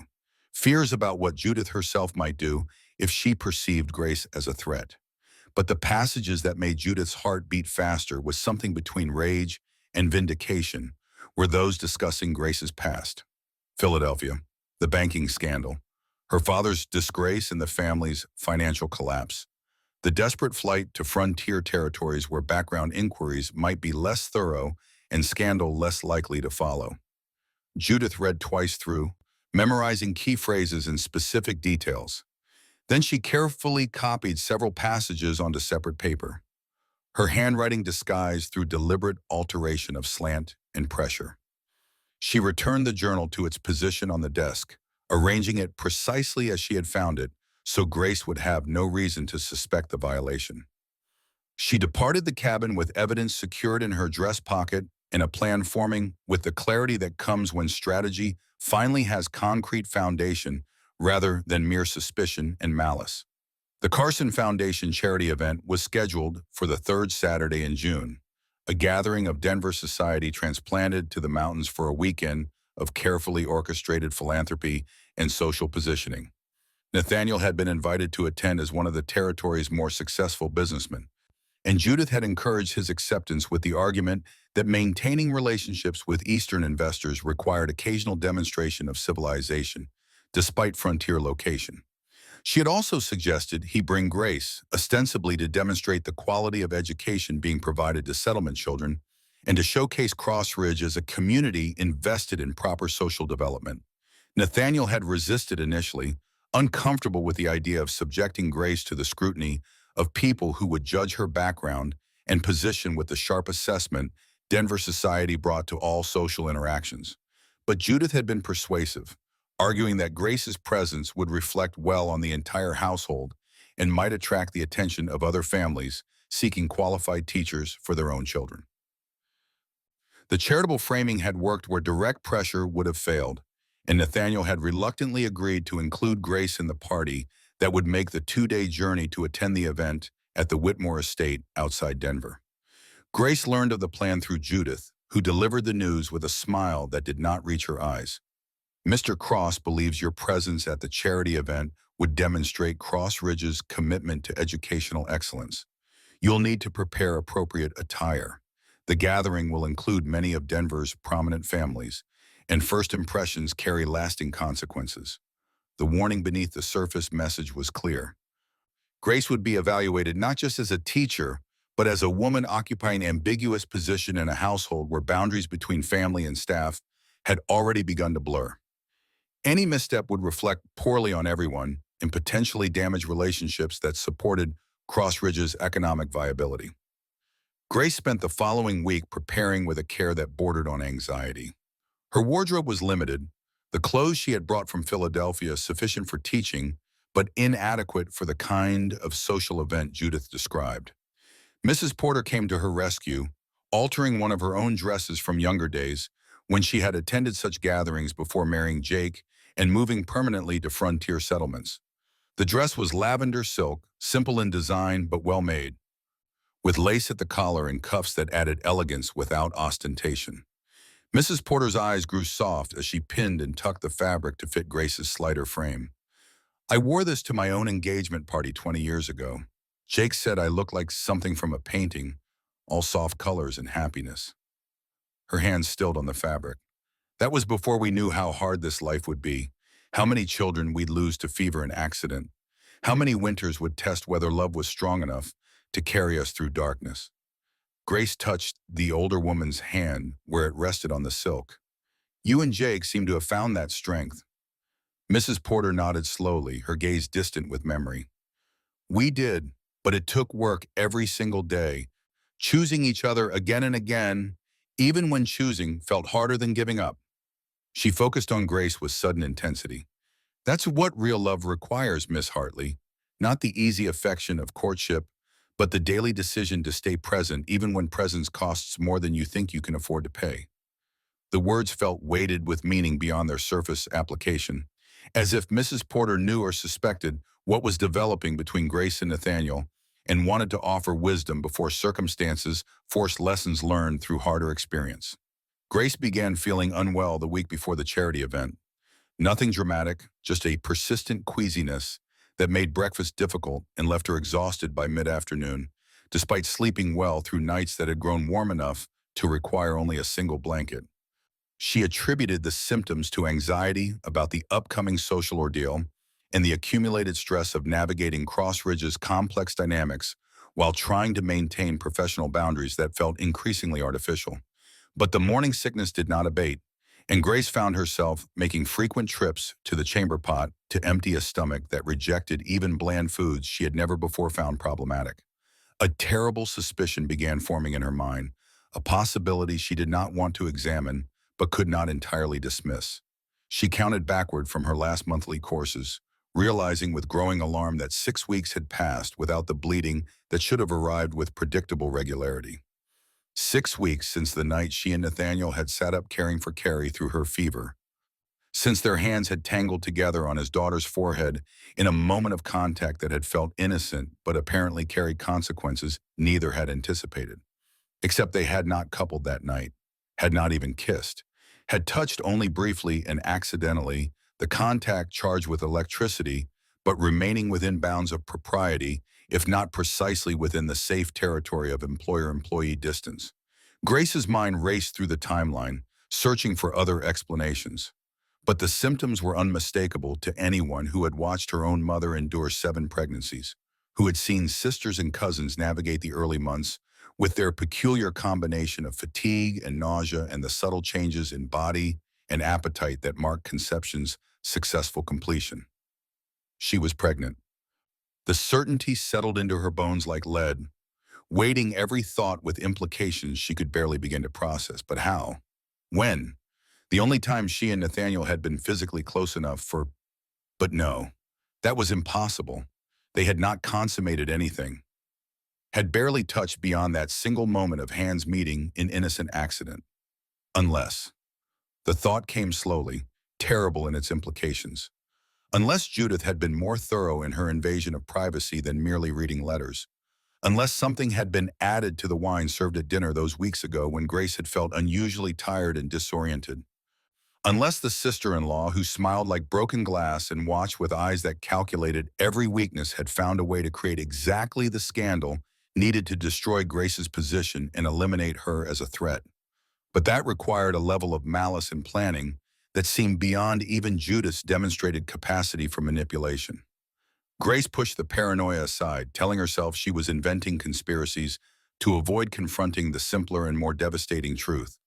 She was somehow carrying a child conceived through means she could not explain or remember, in a household where such disgrace would destroy not only her own prospects, but potentially damage Nathaniel and the children she had come to love as deeply as if they were her own blood. The charity event loomed 3 days away, and Grace could not decide whether she should confess her condition before the journey or wait until after, whether she should tell Nathaniel first or Judith, or simply pack her belongings and disappear into the wilderness before scandal could attach itself to Cross Ridge's reputation. She made no decision, paralyzed by fear and uncertainty. And so when the traveling party departed for Denver on Friday morning, she was among them, her stomach roiling with nausea and dread in equal measure as the wagon carried them down from the settlement toward the gathering where her carefully constructed new life would finally and irrevocably collapse. The journey took 2 days, following mountain roads that gradually descended toward the plains where Denver sprawled at the base of the foothills, like civilization's outpost against wilderness. They stopped overnight at a way station halfway down, where Grace shared quarters with Judith and endured the older woman's pointed conversation about propriety and the importance of maintaining proper boundaries even when circumstances made such maintenance challenging. Women in positions like yours, Miss Hartley, must be especially careful about appearance and reputation. Society judges us more harshly than it judges men, and any hint of impropriety can destroy years of careful work in a single evening's carelessness. Grace murmured agreement while her stomach churned and her mind tracked the weeks until her condition would become visible, despite any efforts at concealment. 3 months, perhaps 4 if she dressed carefully, and the baby remained small. Not enough time to find new employment elsewhere. Barely enough time to make arrangements for a future that would necessarily exclude teaching or any other respectable work once her pregnancy became known.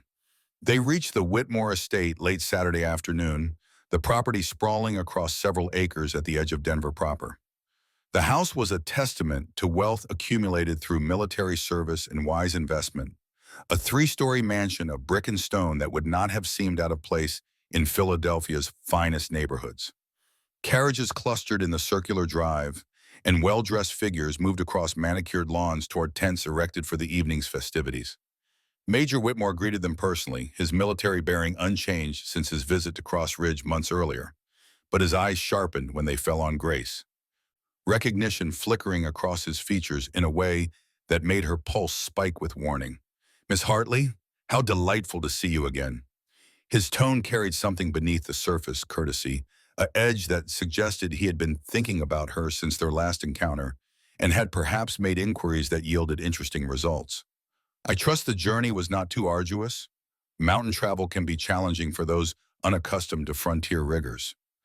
Grace curtsied with as much grace as her unsettled stomach permitted. "The journey was quite manageable, Major Whitmore.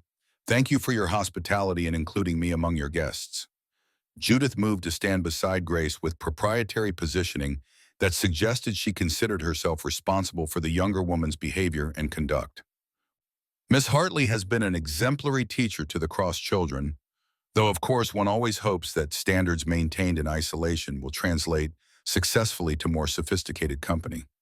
The barb was subtle but unmistakable. Grace felt her cheeks heat but kept her expression neutral, unwilling to give Judith the satisfaction of visible reaction. The afternoon passed in a blur of introductions and small talk, Grace navigating conversations with Denver society matrons who assessed her with the practiced efficiency of people accustomed to categorizing others into precise hierarchies of worth and acceptability. She felt their judgments like physical touch, the subtle dismissals of those who recognized her worn dress and provincial manners as markers of someone outside their natural circle. Nathaniel remained distant through these hours, occupied with business conversations and the careful networking that sustained Cross Ridge's commercial relationships. But Grace caught him glancing in her direction frequently, his expression suggesting concern mixed with something that might have been protectiveness if he had been in position to offer such shelter. As evening approached and guests began gathering for the formal dinner that would precede the charity auction, Grace retreated to the room assigned for her use. It was small but elegantly appointed, the furnishings speaking to Whitmore wealth without ostentation. She stood before the mirror, adjusting the lavender silk dress and trying to convince herself she could survive the evening without disgracing herself or the household that had taken her in. A knock at the door interrupted her preparations. She opened it to find Judith standing in the hallway wearing black silk that transformed her severity into something approaching elegance. "A word before we join the gathering, Miss Hartley." Judith entered without waiting for invitation, closing the door behind her with a soft click that sounded ominous in the small space. She moved to the window, her back to Grace, when she began speaking. "I know about Philadelphia, about your father and the Hartley banking scandal. about the embezzlement charges and the investors who lost fortunes when the scheme collapsed. Grace's breath froze in her lungs, but she forced herself to remain standing and meet Judith's gaze when the older woman turned to face her. I know you fled east to escape association with his crimes, that you changed nothing about your name, but hoped distance and obscurity would prevent discovery. The words fell like hammer blows, each one landing with precision designed to shatter whatever defenses Grace had thought she possessed. My past has no bearing on my qualifications as a teacher or my commitment to Carrie and Ben's welfare. Judith's smile cut like razors wrapped in silk. Doesn't it? You're the daughter of a criminal, raised in luxury, purchased with stolen money, accustomed to comforts and status that were never legitimately yours. And now you've insinuated yourself into another household, working your way into the affections of vulnerable children and a grieving man too blind with loss to see that you're using them exactly as your father used his investors. Rage surged through Grace's chest, hot and clarifying. I have used no one. I came here to teach, to build a new life away from disgrace I did nothing to earn. Whatever you believe about my motivations, you're wrong. Judith moved closer, her voice dropping to something almost intimate in its venom. Am I? Because I think you saw opportunity in Nathaniel Cross. A wealthy man damaged enough to be vulnerable. Children desperate enough for maternal attention to accept anyone who showed them basic kindness. I think you calculated exactly how to make yourself indispensable, how to position yourself to rise from hired teacher to mistress of the household through manipulation, masquerading as devotion. Grace's hand itched with the urge to strike, but she clenched her fingers into fists and kept her voice level through sheer force of will. You're describing yourself, Miss Cross. Not me. The accusation hung in the air between them, and for a moment Grace saw something flicker in Judith's eyes that might have been shock or recognition or rage before it disappeared beneath the careful control that had governed this woman's every expression since the day they met. I loved Nathaniel Cross before Elena ever met him. I introduced them because I believed proximity might make him see me in a different light. Instead, he married my sister, and I spent years watching them build a life that should have been mine. The confession emerged raw and unfiltered, Judith's composure cracking to reveal the wound beneath. Elena died, and I thought, finally I might have a chance to claim what I'd been denied. I moved across Ridge. I made myself essential. I cared for those children and ran that household and waited for Nathaniel to understand that I was what he needed, not some fragile, beautiful creature who couldn't survive frontier hardship without shattering into pieces. Grace felt something almost like pity threading through her anger. Understanding for the first time the depth of Judith's pain and the ways loving from a distance for years could corrode a soul into something capable of terrible actions. But loving someone doesn't entitle you to their return, Miss Cross. Devotion given without being requested creates no obligation in the recipient. Judith's face hardened back into the severe lines that characterized her public presentation. Perhaps not, but I will not stand by and watch another woman steal what should rightfully be mine. You will be exposed tonight, Miss Hartley. Your past will become public knowledge. And when Nathaniel understands who you really are, he will send you away and finally see that I am the woman who has stood faithfully beside him through every trial. She departed before Grace could formulate response, leaving her alone in the small room with the knowledge that the evening ahead would bring ruin regardless of how carefully she navigated social complexities. Grace sat heavily on the bed, her hands shaking as she tried to process what had just been revealed. Judith had known about her background for weeks, had been gathering evidence and planning an exposure with the methodical patience of someone who had already sacrificed too much to her obsession to turn back from whatever destruction her plan required. The smart choice would be to flee immediately, pack her few belongings, slip away before dinner, make her way back to Cross Ridge, or better yet, somewhere entirely new, where neither scandal nor pregnancy could find her.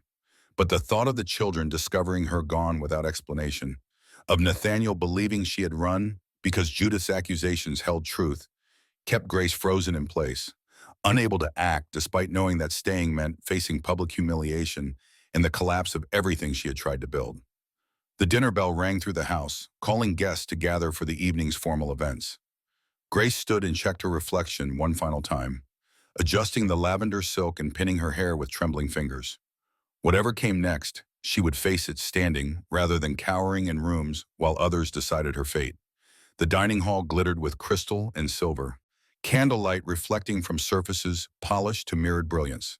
Tables seated eight, and Grace found herself positioned between a merchant's wife who spoke of nothing but her daughter's upcoming marriage and a banker whose attention remained focused on the men at the far end of the table, discussing territorial politics and railroad expansion. Nathaniel sat across the room at the head table with Major Whitmore and other prominent guests, too distant for conversation, but positioned where Grace could see him if she glanced up from the meal she was unable to eat. Their eyes met once, and she saw concern in his expression before Judith leaned close to whisper something that made his attention shift away from Grace and toward whatever poison his sister-in-law was dripping into his ear. The meal concluded, and guests moved to the Grand Salon where the charity auction would take place, bidding on items donated by Denver's wealthy to raise funds for the foundation's work with orphans and destitute families. Grace found a chair near the back, hoping to remain invisible through the proceedings that would inevitably conclude with her exposure and disgrace. Major Whitmore took the stage to welcome guests and speak about the evening's charitable purpose. His voice carried the authority of command, and the assembled guests quieted to listen with the attention reserved for those whose social position demanded respect. He spoke about duty and community, about the fortunate having obligation to assist those broken by circumstances beyond their control. The words should have been inspiring, but instead felt like knives slowly drawn across Grace's skin, each phrase about character and integrity, cutting deeper as she waited for the inevitable moment when attention would turn to her, and all her carefully hidden secrets would be dragged into public light. Before we begin the auction, I want to share some information that has recently come to my attention regarding a matter of truth and deception within our community. Grace's vision tunneled, the salon contracting to just the major's face and the certainty that her exposure was imminent. We have among us this evening a young woman employed as teacher at Cross Ridge Settlement. Miss Grace Hartley has presented herself as a qualified educator of good character and sound background. Heads turned toward Grace, faces registering various degrees of curiosity and anticipation for scandal about to be revealed. She felt heat rise in her cheeks, but forced herself to remain upright in her chair, refusing to shrink or flee, even as the walls seemed to close around her. What Miss Hartley has not disclosed is her true identity. Major Whitmore's voice carried across the silent salon with the precision of a man trained to make words hit targets with lethal accuracy. She is the daughter of Jonathan Hartley, the Philadelphia banker whose embezzlement scheme defrauded hundreds of investors of their life savings before his death ended the criminal proceedings that would have resulted in decades of imprisonment. The silence that followed felt absolute. Every ear trained on the major's words, and every eye fixed on Grace with the hungry attention people bring to public executions and disasters. Miss Hartley fled Philadelphia to escape association with her father's crimes, seeking employment in territories where her name might not be recognized and her past might remain conveniently buried. Grace stood, refusing to remain seated while being tried in the court of social judgment. Her voice came out clearer than she expected, steady despite the terror hammering through her chest. My father's crimes were his own, Major Whitmore. I had no knowledge of the embezzlement and benefited from it only to the extent that any child benefits from their parents' income, legitimate or otherwise. I fled Philadelphia because remaining meant being punished for sins I did not commit, blamed for devastation I could not prevent. Nathaniel rose from his position at the head table, his face pale but determined. Miss Hartley's background is her own business. Her work with my children has been exemplary, and her character evident in every action she has taken since arriving at Cross Ridge. His defense should have brought comfort, but Grace saw Judith standing beside the major, satisfaction radiating from her like heat from a forge. This was not the end of the evening's revelations. This was merely the opening salvo, designed to establish Grace as someone who concealed truths and could not be trusted. Judith stepped forward, producing papers from her bag with the timing of someone who had choreographed this moment with the major in advance. I'm afraid there is more to reveal about Miss Hartley's deceptions. Her voice carried false sorrow, the tone of someone pained to expose wrongdoing, but compelled by duty and conscience. I discovered this letter in her private papers, written to a friend but never sent. It contains rather illuminating confessions about her true intentions toward Mr. Cross and his household. She began reading before Grace could stop her voice filling the salon with words Grace had written in privacy and never intended for public consumption. I don't know if what I feel when he looks at me is respect for his position, gratitude for his kindness, or something I don't dare name even to myself. I find myself watching for him in the mornings, listening for the sound of his voice, noticing the way the light falls across his shoulders when he stands in the clearing at sunset. Grace felt the floor tilt beneath her feet, understanding too late that Judith had found and copied the letter, had saved it for exactly this moment when maximum damage could be inflicted with minimum effort. It seems Miss Hartley has been developing quite inappropriate feelings for her employer, allowing the children to call her by a maternal title, positioning herself to rise from hired help to mistress of the household through emotional manipulation. The assembled guests murmured with the delicious scandal of it all, a teacher seducing her widowed employer, a woman with criminal family background insinuating herself into a respectable household through calculated displays of devotion to vulnerable children. Nathaniel moved through the crowd toward Grace, his expression stricken. "Is this true? Did you write this?" Grace met his eyes, seeing the question there was not about the feelings described, but about whether she had concealed them while pretending professional distance.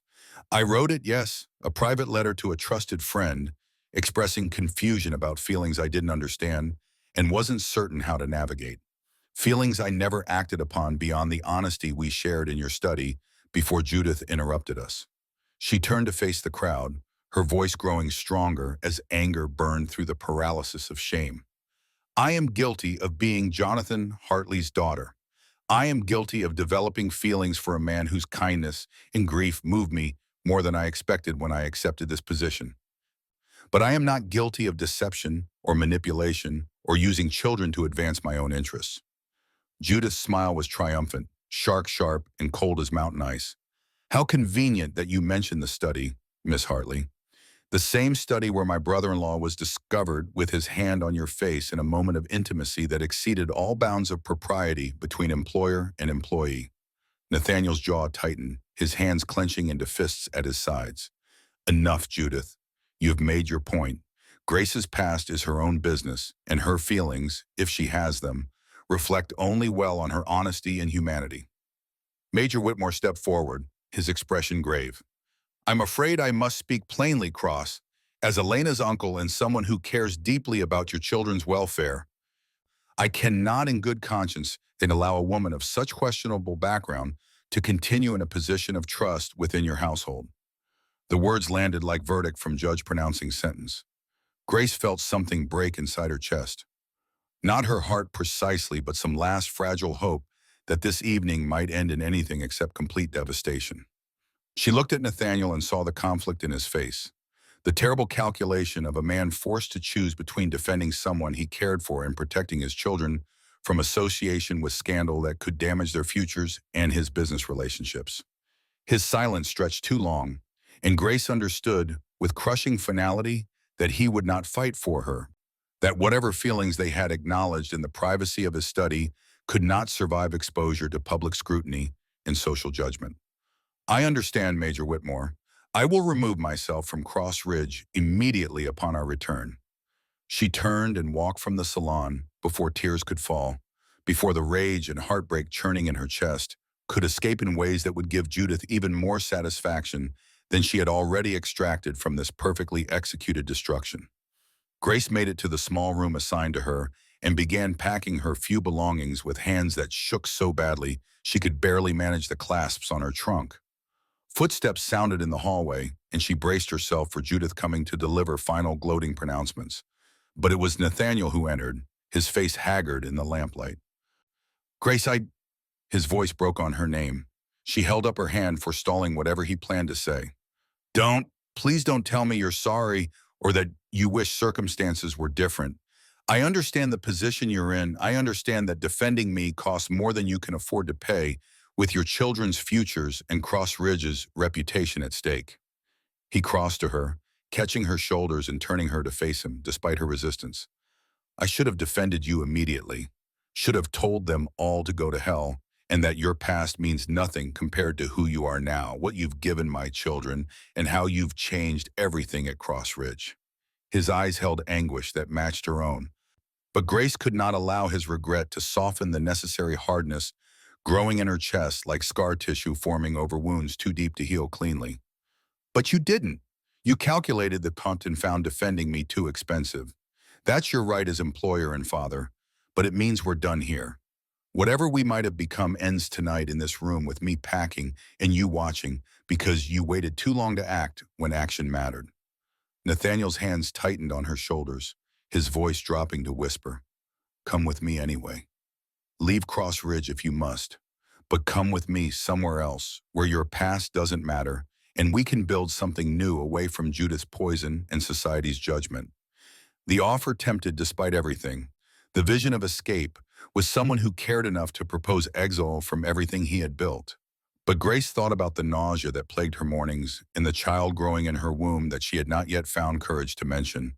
And she knew running together would only delay the moment when he discovered her pregnancy and had to choose again between love and the practical realities of life, lived in communities that punished women for sexual transgression while forgiving men the same behavior.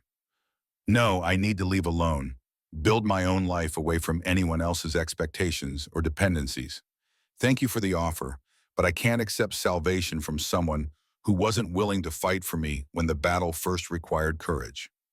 She pulled away from his grip and returned to her packing, moving with mechanical efficiency because stopping would mean collapsing, and she refused to break completely while he watched. Nathaniel stood frozen in the middle of the room, looking like a man who had just watched something precious slip through his fingers while he stood paralyzed by uncertainty and fear. "Grace, please. I love you. I should have said it before, should have claimed you publicly, and damn the consequences. But I love you, and I can't lose you like I lost Elena." The words she had longed to hear now felt like stones thrown at someone already drowning. Additional weight rather than rescue. Grace stopped packing and faced him with tears finally spilling down her cheeks, despite her determination to maintain composure. "You don't get to tell me you love me after choosing silence when I needed you to speak. Love isn't words whispered in private rooms. It's action taken when action costs everything you value. You love me? Prove it by letting me go without making this harder than it already is." She turned back to her trunk, dismissing him through posture and focus on the task before her. After a long moment, she heard his footsteps retreat and the door closed behind him with a soft click that sounded like finality dressed in wood and brass. Grace finished packing and sat on the bed, exhaustion and shock finally catching up with her. She placed her hand on her still flat stomach, feeling nothing yet but knowing life grew there regardless of how ill-timed or unwanted the pregnancy felt in this moment of comprehensive collapse.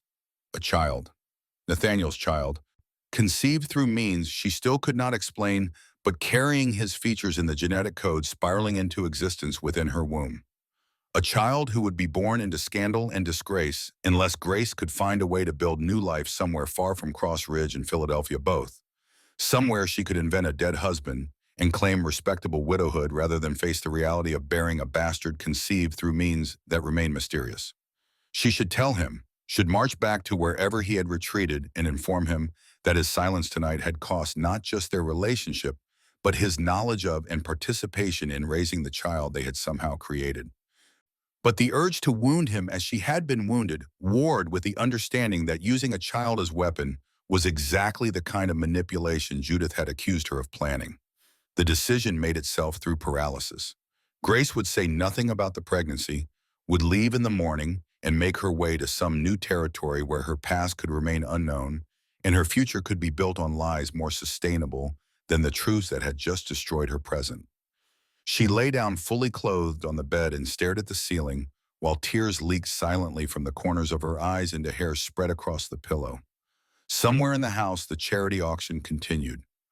People bidding on items and congratulating themselves on their generosity, while Grace's life lay in ruins, and the child growing inside her represented a future too complex and terrifying to face with anything except the kind of grim determination that had carried her this far from Philadelphia's wreckage. Morning came gray and cold despite June's date on the calendar.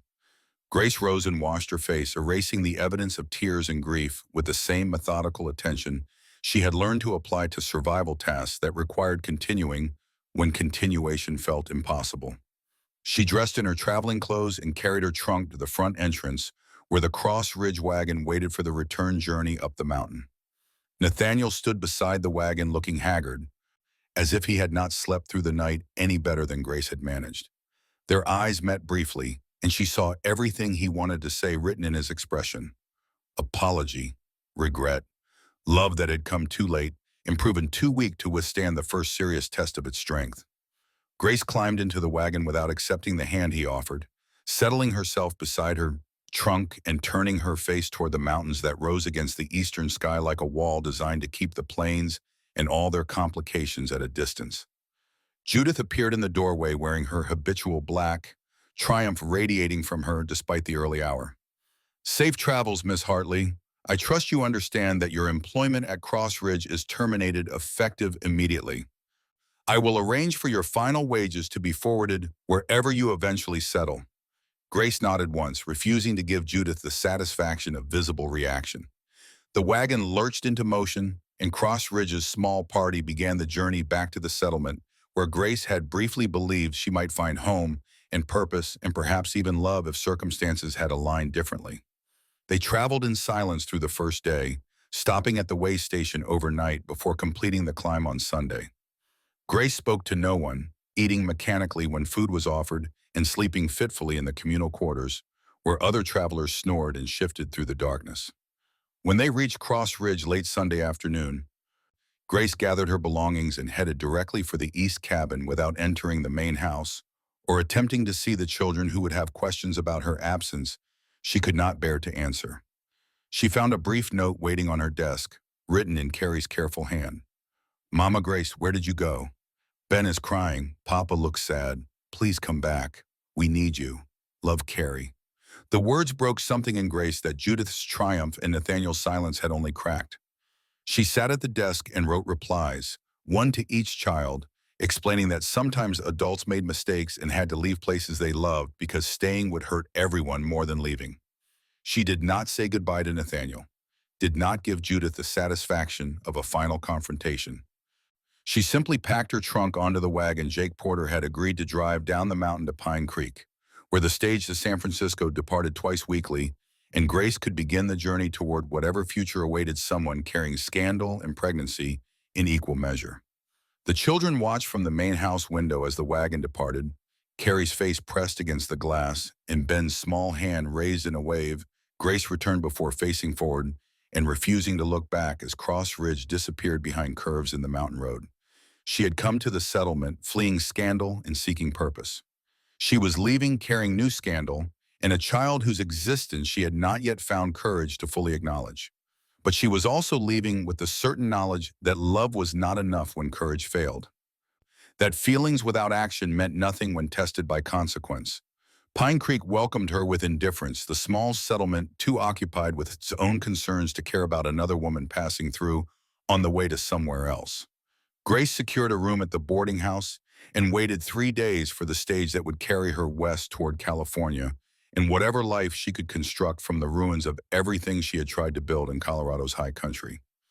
On her second night in Pine Creek, Grace's nausea intensified to the point where she could not hide her condition from the boarding house owner, a practical woman named Mrs. Chen, who had seen enough of life to recognize pregnancy despite Grace's loose clothing and careful movements. "How far along are you, dear?" Grace's throat tightened, but she forced the words out. 8 weeks, perhaps 9, I'm not certain. Mrs. Chen nodded with much judgment, her expression suggesting she had heard similar stories from other women passing through this way station between one life and the next. "You'll need to see Dr. Morrison before you travel further. The stage to California is rough, and in your condition, you want to be certain everything is progressing safely." Grace visited the doctor the following morning, submitting to examination with the numb acceptance of someone who had already lost so much that further indignities barely registered. Dr. Morrison confirmed what she already knew. Pregnancy approximately 8 to 9 weeks along, mother's health adequate, though signs of malnutrition and stress required attention if she wanted to carry the child to term successfully. Do you have family waiting in California? Someone who can help you through the birth and early months? Grace shook her head, unwilling to explain the complexities of her situation to a stranger who would judge based on surface facts rather than the Byzantine emotional landscape that had led to this moment. I'll manage. Women have been bearing children without support since the beginning of time. I'm sure I'll find a way. Dr. Morrison's expression suggested he doubted her optimistic assessment, but knew better than to argue with determination born from desperation.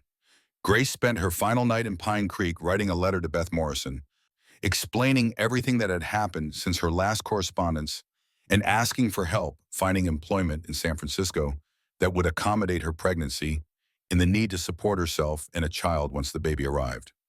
She sealed the letter and paid extra for rush delivery, then lay in her narrow bed listening to the sounds of the boarding house settling for the night and the distant howl of wolves hunting in the darkness beyond the settlement's protective lights.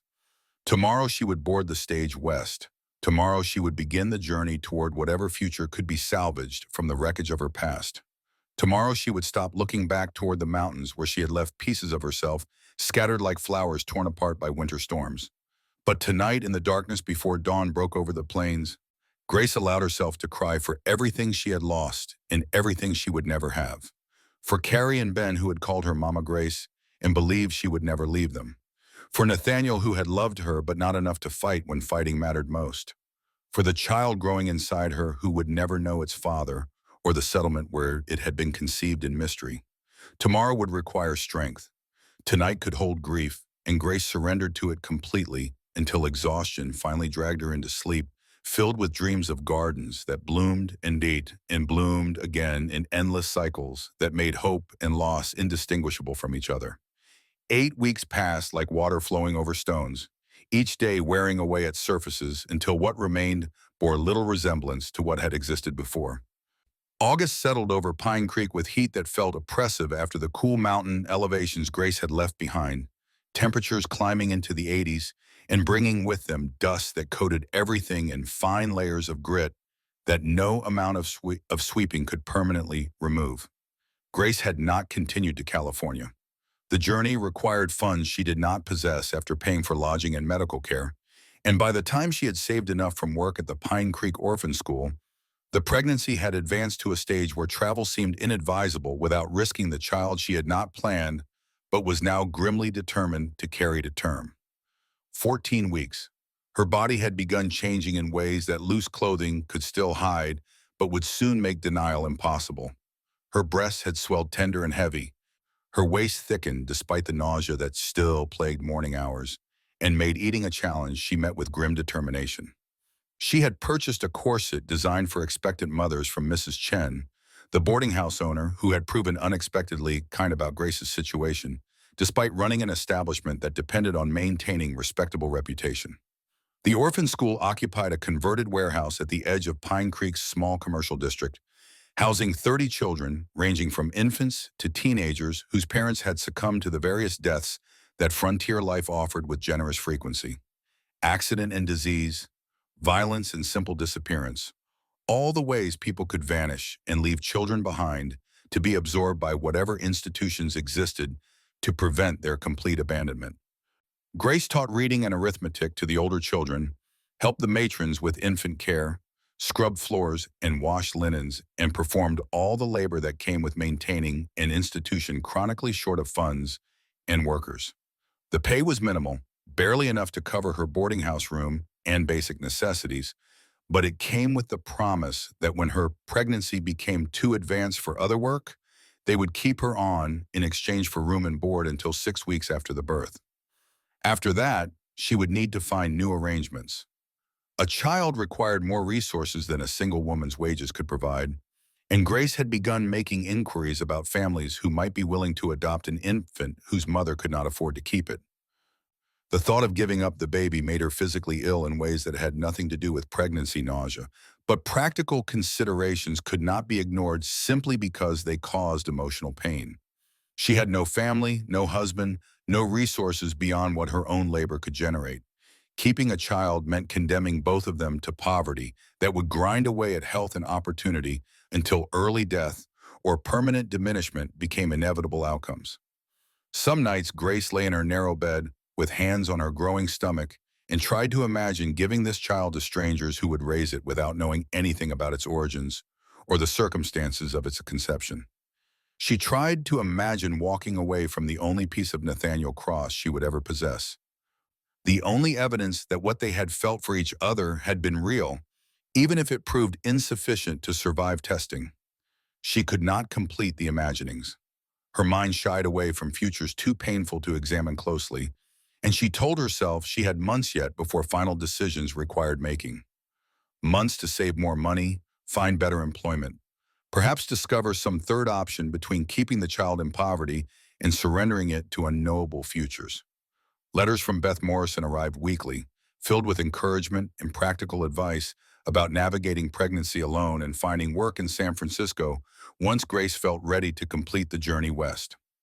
Beth had established herself as assistant principal at a school for minors children, had married a carpenter named Thomas, who seemed decent if unexciting, had built a life that included modest comfort and the satisfaction of work that mattered.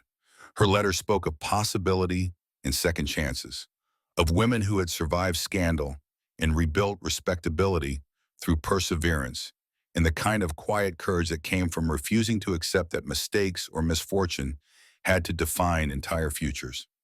Grace read these letters until the paper grew soft from handling, finding in Beth's words a lifeline to hope when despair threatened to overwhelm her completely.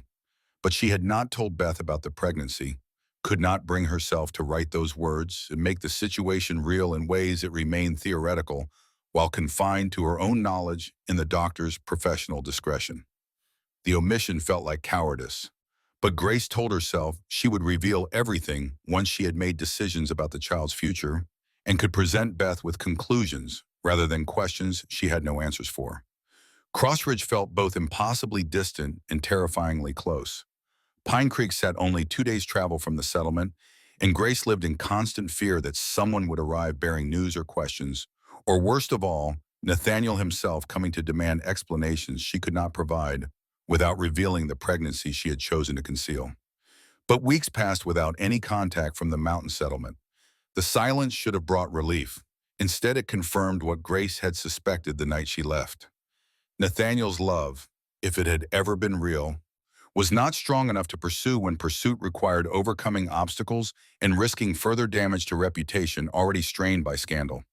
She told herself she was better off without a man whose courage failed when tested. Told herself the child deserved better than a father who chose silence over defense of the woman he claimed to love. Told herself these things in the darkness before sleep claimed her, and almost believed them until dawn brought new day and the hollow ache in her chest that no amount of self-convincing could eliminate. The orphan school's director was a woman named Constance Mercer, 50 years old and hardened by decades of frontier life that had taken 3 husbands and left her with the grim determination of someone who had survived enough tragedy to understand that survival itself constituted victory, regardless of what comforts remained absent.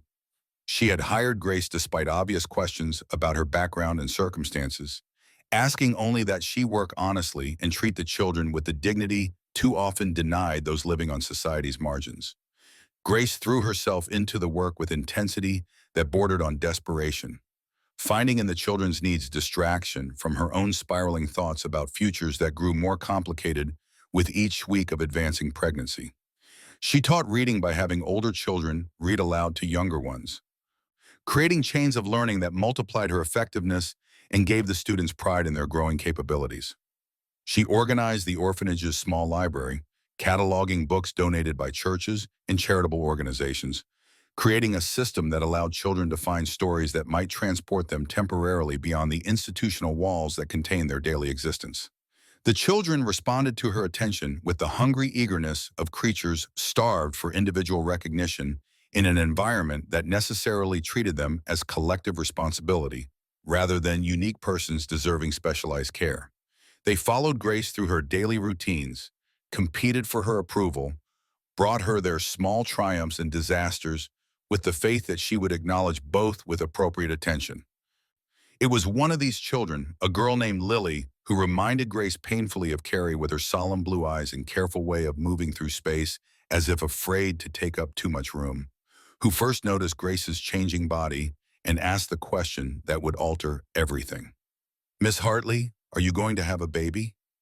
The other children stopped their activities, attention focusing on Grace with the sharp interest children bring to adult secrets they sense but cannot fully understand.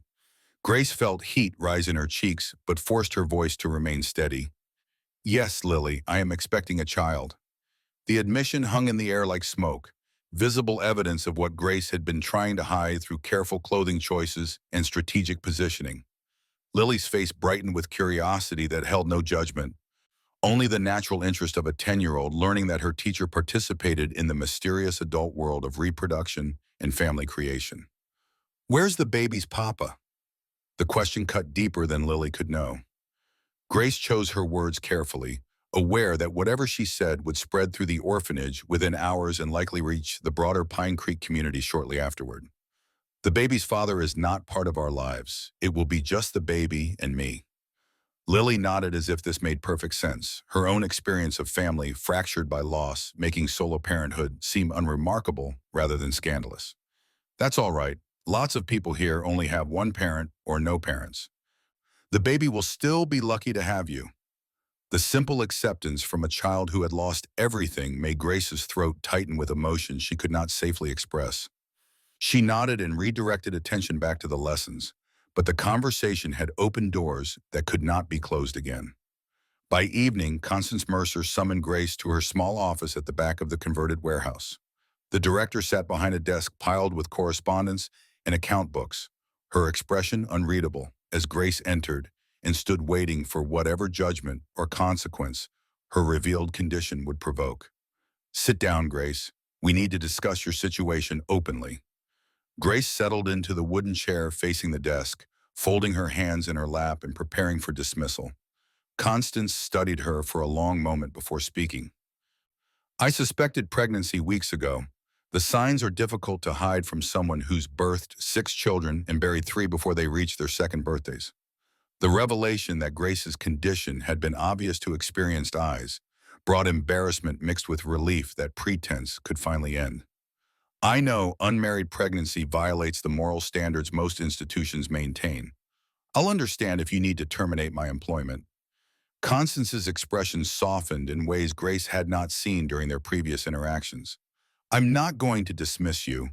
This orphanage exists because women and children find themselves in impossible situations through circumstances often beyond their control. I'd be a hypocrite to turn away a pregnant woman while claiming to serve those society has rejected." Grace's eyes stung with tears she had been holding back for weeks, maybe months. The unexpected kindness felt more devastating than judgment would have, breaking through defenses built from necessity and grim determination. "Thank you. I promise I'll work until the pregnancy makes it impossible, and I'll find other arrangements before I become a burden to the institution." Constance leaned back in her chair, her gaze never leaving Grace's face. "Where is the child's father? Does he know about the pregnancy?" Grace shook her head, unwilling to speak the full truth about Nathaniel and Cross Ridge and all the complex reasons she had chosen to keep the pregnancy hidden from the one person who had the most right to know. "He doesn't know, and I don't intend to tell him. We parted badly, and informing him now would only create complications that benefit no one." Constance's expressions suggested she had heard similar stories before and understood the calculations that led women to choose silence over revelation, when revelation promised only additional suffering. "That's your decision to make, but I'll tell you plainly that raising a child alone is harder than you can imagine until you're living it. If there's any chance the father might provide support, you should consider accepting it regardless of pride or anger about how your relationship ended." The advice was sound, but it assumed facts not in evidence. Grace had no certainty Nathaniel would accept responsibility for a child he had not knowingly fathered. No guarantee he would believe her claim that the baby was his when the circumstances of conception remained mysterious even to Grace herself. Better to raise the child alone than risk rejection or accusations of attempting to trap a wealthy man through fabricated paternity. I appreciate your concern, but I've made my decision. The child and I will manage without the father's involvement.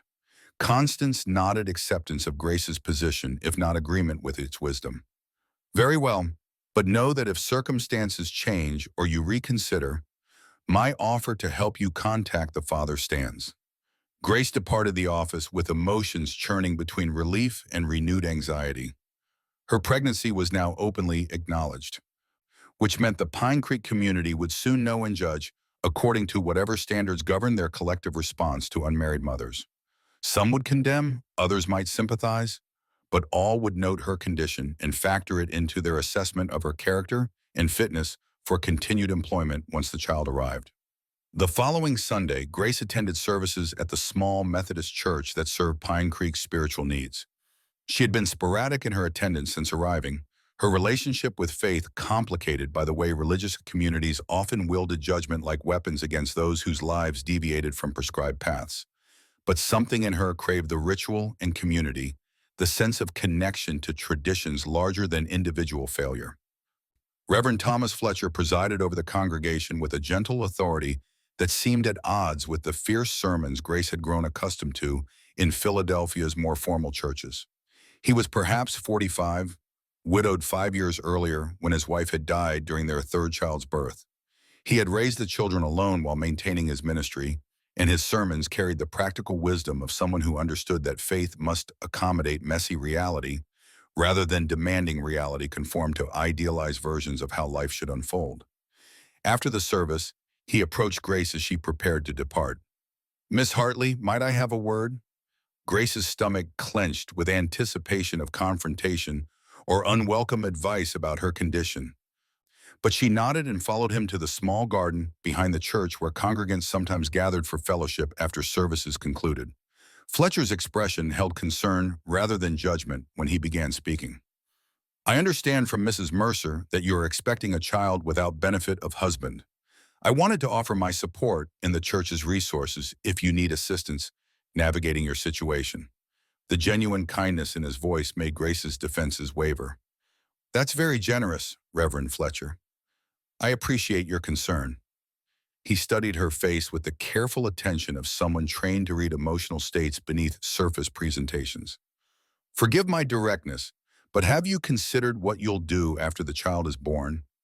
Single motherhood presents significant challenges, particularly in communities that maintain traditional views about proper family structures."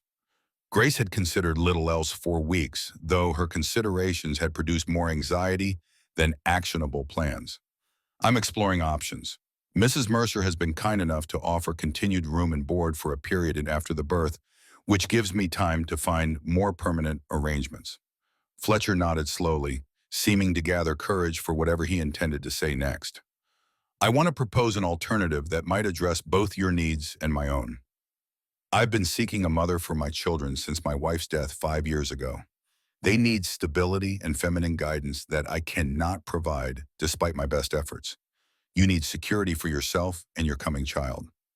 The implication took a moment to register, and when it did, Grace felt the world tilt slightly off its usual axis. "Are you proposing marriage, Reverend Fletcher?"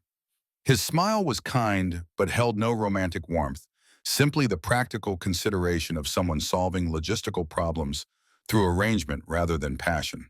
"I am. Not a love match, certainly, but a partnership that could benefit everyone involved.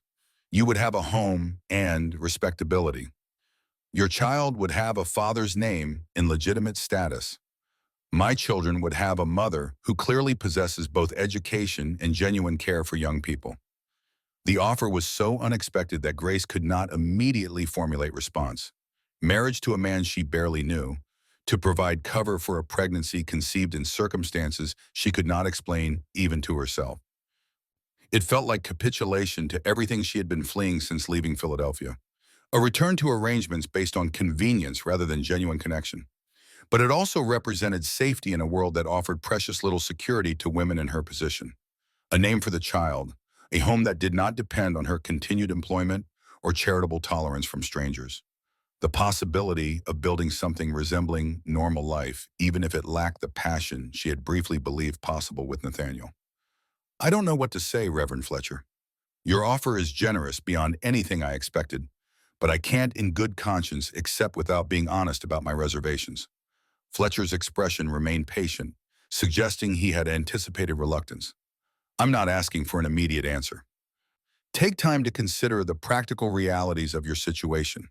If you decide my offer has merit, we can discuss details and expectations. If you determine you'd rather face the challenges alone, I'll respect your decision and offer whatever support the church can provide. Grace nodded, her mind already beginning the calculations that would occupy her thoughts for days to come.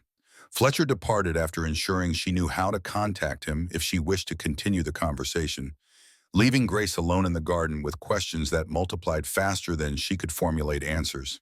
Marriage to a man she did not love, security purchased through deception about the child's paternity, a life built on foundations of practicality rather than passion. Everything in her recoiled from the prospect, remembering the electric connection she had felt with Nathaniel and understanding that accepting Fletcher's offer meant abandoning hope that what she and Nathaniel had shared might somehow be salvaged or replicated. But hope was a luxury Grace could no longer afford. She had a child to consider now, a life that depended on her making choices based on survival, rather than romantic ideals that had already proven themselves too fragile to withstand reality's testing. She walked back to the boarding house through afternoon heat that made her loose dress cling to damp skin, and the child moved restlessly in her womb as if protesting the temperature, or perhaps sensing its mother's agitation. By the time she reached her small room, Grace had made no decision except to delay deciding until circumstances forced resolution one direction or another. At Cross Ridge, the settlement moved through August with the mechanical efficiency of an operation that could function without emotional investment from its nominal owner. Jake Porter managed timber operations, Mrs. Porter maintained the household, and Judith presided over the children with rigid discipline that had intensified since Grace's departure, as if compensating for the softness that had briefly infiltrated the strict routine she preferred. Nathaniel existed rather than lived, performing the minimal functions required to keep his business relationships intact, while his interior landscape grew increasingly barren. He stopped visiting Elena's grave, the ritual that had sustained him through the first year after her death, now feeling hollow compared to the fresh grief of losing Grace. He had not known it was possible to mourn someone still living, but the ache in his chest felt identical to what Elena's death had carved into him, the same sense of irretrievable loss and opportunity squandered through cowardice or poor judgment. He had replayed the charity event hundreds of times in his mind, examining each moment where he might have chosen differently and changed outcomes that felt increasingly inevitable in retrospect. He should have defended Grace immediately when Major Whitmore began revealing her background, should have stood before the assembled society and declared that her father's crimes had no bearing on her character or his estimation of her worth, should have claimed her publicly and damned the social consequences that seemed so much less important now than they had in the moment when choosing required courage he had not yet gathered. Instead, he had hesitated, calculated costs, allowed silence to speak the condemnation that words had not quite articulated. And Grace had understood his silence correctly as choosing propriety over passion, protecting Cross Ridge's reputation at the expense of defending the woman who had brought life back to his household and hope back to his devastated children. Carrie had not spoken since Grace's departure, retreating into the silence she had inhabited before the teacher's arrival, as if the brief months of recovery had been dream rather than reality. She sat by her window staring at nothing, refusing food and comfort with equal determination, slowly fading in ways that terrified Nathaniel with their echoes of how Elena had withdrawn before choosing death as her only exit from unbearable existence. Ben had returned to hiding under furniture and starting at sudden noises, his brief emergence into childhood's normal exuberance collapsing back into the defensive crouch of someone who had learned too well that people you loved could vanish without warning or explanation. Jake found Nathaniel in his study one evening in mid-August, staring at paperwork he had made no attempt to complete, despite hours sitting motionless at his desk. The children are asking for her again, Carrie especially. She's not eating enough to sustain a bird, and if this continues much longer, we'll need to consider more serious interventions. Nathaniel's hands clenched into fists on the desk surface, knuckles whitening with pressure. What would you have me do, Jake? Drag Grace back against her will? Force her to return to a household where my sister-in-law orchestrated her public humiliation and I stood silent while it happened? Jake's weathered face remained impassive, but his tone carried the bluntness of someone who had earned the right to speak plainly through decades of loyal service. I'd have you go find her and apologize for being a coward. Tell her you love her and beg forgiveness for failing to defend her when defense mattered. See if maybe she's willing to give you another chance to be the man she deserves rather than the one you were that night in Denver. The words landed like physical blows, accurate enough to wound because they articulated what Nathaniel had been thinking, but lacked courage to act upon. What if she refuses? What if the damage is too great to repair? Jake shrugged with the pragmatism of someone who understood that some questions could only be answered through trying rather than speculation. Then you'll know you tried and failed rather than failing without trying. Seems to me the latter is what's eating you alive right now, and it's killing your children in the process. The assessment was harsh but undeniable. Nathaniel had been slowly disappearing into self-recrimination and regret, and his withdrawal was devastating Carrie and Ben as thoroughly as Grace's absence had initially shocked them. They were losing both the woman who had become their maternal figure and the father who had checked out emotionally in response to guilt and grief he could not process constructively.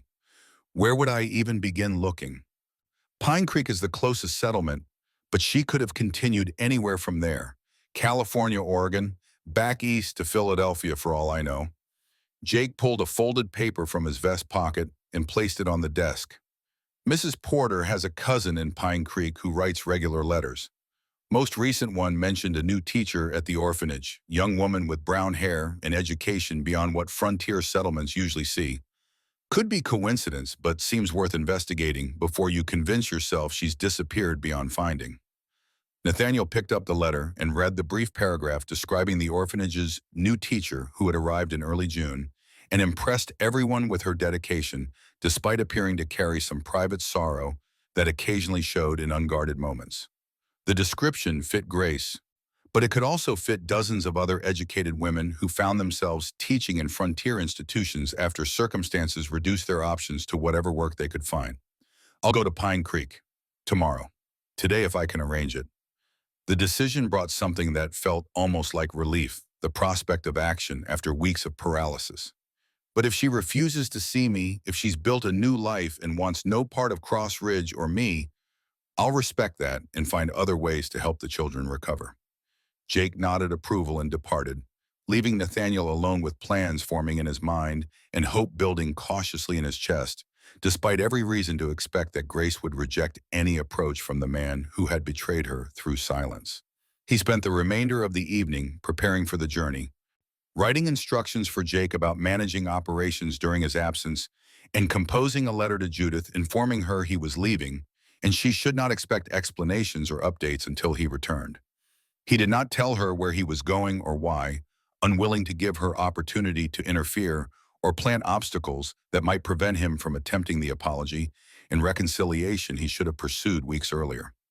The following morning, Nathaniel rode out before dawn, pushing his horse hard down the mountain road toward Pine Creek, while the settlement still slept, and no one could delay his departure with questions or demands. The journey that usually took 2 days he completed in one through sheer determination and willingness to sacrifice comfort for speed. He reached Pine Creek as evening shadows stretched across the dusty main street, his horse lathered and exhausted from the punishing pace. After settling the animal at the livery with instructions for proper care and rest, Nathaniel made his way to the boarding house Mrs. Porter's letter had mentioned as the probable location where a new teacher might secure lodging. Mrs. Chen confirmed that Miss Hartley rented a room and could likely be found at the orphanage where she worked most days until evening. Nathaniel thanked her and turned toward the converted warehouse at the edge of town, his heart hammering with anticipation and fear in equal measure. He found Grace in the orphanage's small courtyard, reading aloud to a group of children seated on benches in the fading daylight.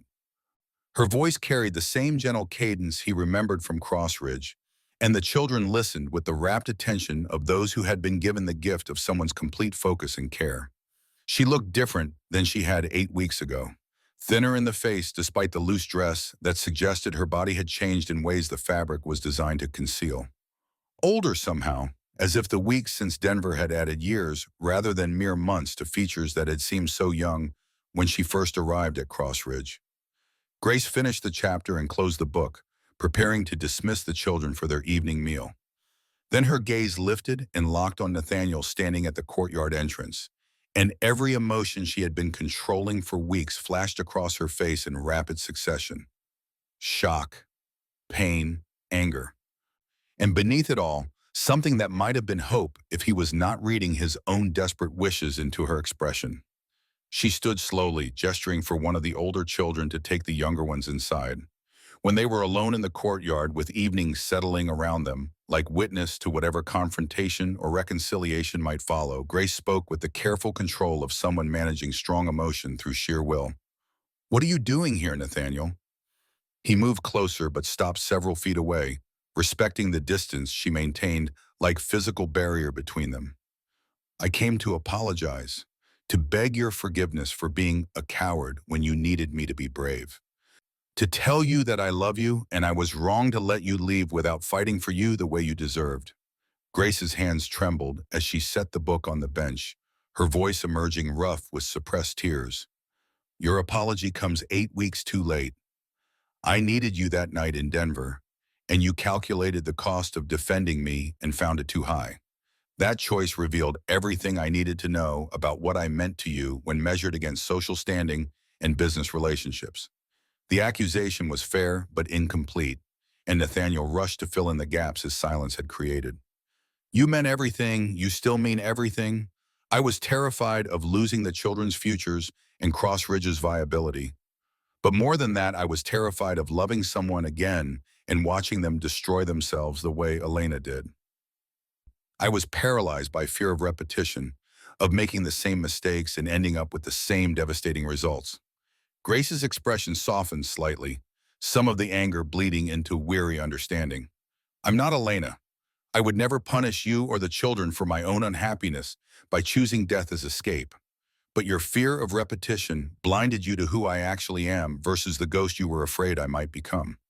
Nathaniel closed the remaining distance between them, his hands rising to frame her face with a gentleness that contradicted the desperation driving his words. "I know that now. I should have known it then. But grief makes fools of us all, and I've been a fool longer than most. Grace, please, give me another chance to prove I can be the man you deserve. Come back to Cross Ridge. The children are falling apart without you. Carrie stopped eating, Ben's hiding again, and I can't breathe properly, knowing you're out here building a life that doesn't include us." Grace's eyes filled with tears that finally spilled over, tracking down her cheeks as she raised her own hands to cover his, where they rested against her face. "I can't come back, Nathaniel. Too much has changed. I've changed. The person you knew at Cross Ridge doesn't exist anymore, and the person I'm becoming needs different things than what you're offering." He started to protest, but she stopped him by placing her fingers against his lips. "Let me finish. I need to tell you something, and depending on how you react, it will determine whether we have any future together or if we part here permanently." Nathaniel's stomach clenched with dread at the seriousness in her tone, but he nodded acceptance and waited for whatever revelation would either build bridge between them or confirm that the chasm created in Denver had grown too wide to span. Grace stepped back, her hands falling to her sides and then moving almost unconsciously to rest on her abdomen in a gesture that stopped Nathaniel's breath in his throat. "I'm pregnant, 14 weeks. I don't know how it happened because we didn't consummate anything. But the child is yours regardless of how impossible that seems." The words hung between them like explosive charges waiting for ignition. Nathaniel's mind raced through possibilities. Memories of the night they had cared for Carrie together flickering through awareness with new significance. The wine. At dinner before the charity event. Judith poured the wine and you seemed unusually tired afterward. Disoriented, and memory surfaced with sickening clarity. He had woken in his own bed the morning after with no recollection of retiring there, his clothes disheveled, and a lingering headache that suggested he had consumed more alcohol than he remembered. Grace's face had gone pale, understanding dawning in her eyes as the same terrible suspicion took root. "You think Judith drugged us? Arranged for us to, while we were unconscious or too impaired to remember?" Nathaniel felt rage building in his chest, cold and absolute. It would explain everything. The pregnancy, the lack of memory, her satisfaction when reading your letter at the charity event. She created the scandal she needed to destroy your position and eliminate you as a threat. Grace sank onto the bench, her hands still pressed against her stomach where the child grew. Unknowing participant in machinations that had shaped its existence. That's monstrous. Even for someone as calculating as Judith, to drug two people and orchestrate conception for the purpose of later using the pregnancy as weapon seems beyond. She stopped, recognizing even as she spoke that Judith's obsessive love for Nathaniel had already demonstrated capacity for extreme measures. Reading private letters and engineering public humiliation were merely steps along a continuum that could absolutely include the violation Grace was now suspecting. Nathaniel knelt before her, his hands covering hers where they rested on the small swell of her belly. "I don't care how it happened. This child is ours, and I want to be part of its life and yours. Marry me, Grace. Come back to Cross Ridge as my wife, and we'll face Judith together and build the family we should have been creating all along." Grace's tears flowed freely now, and she shook her head even as her fingers laced through his. "I can't marry you as recompense for pregnancy or out of obligation to give the child your name.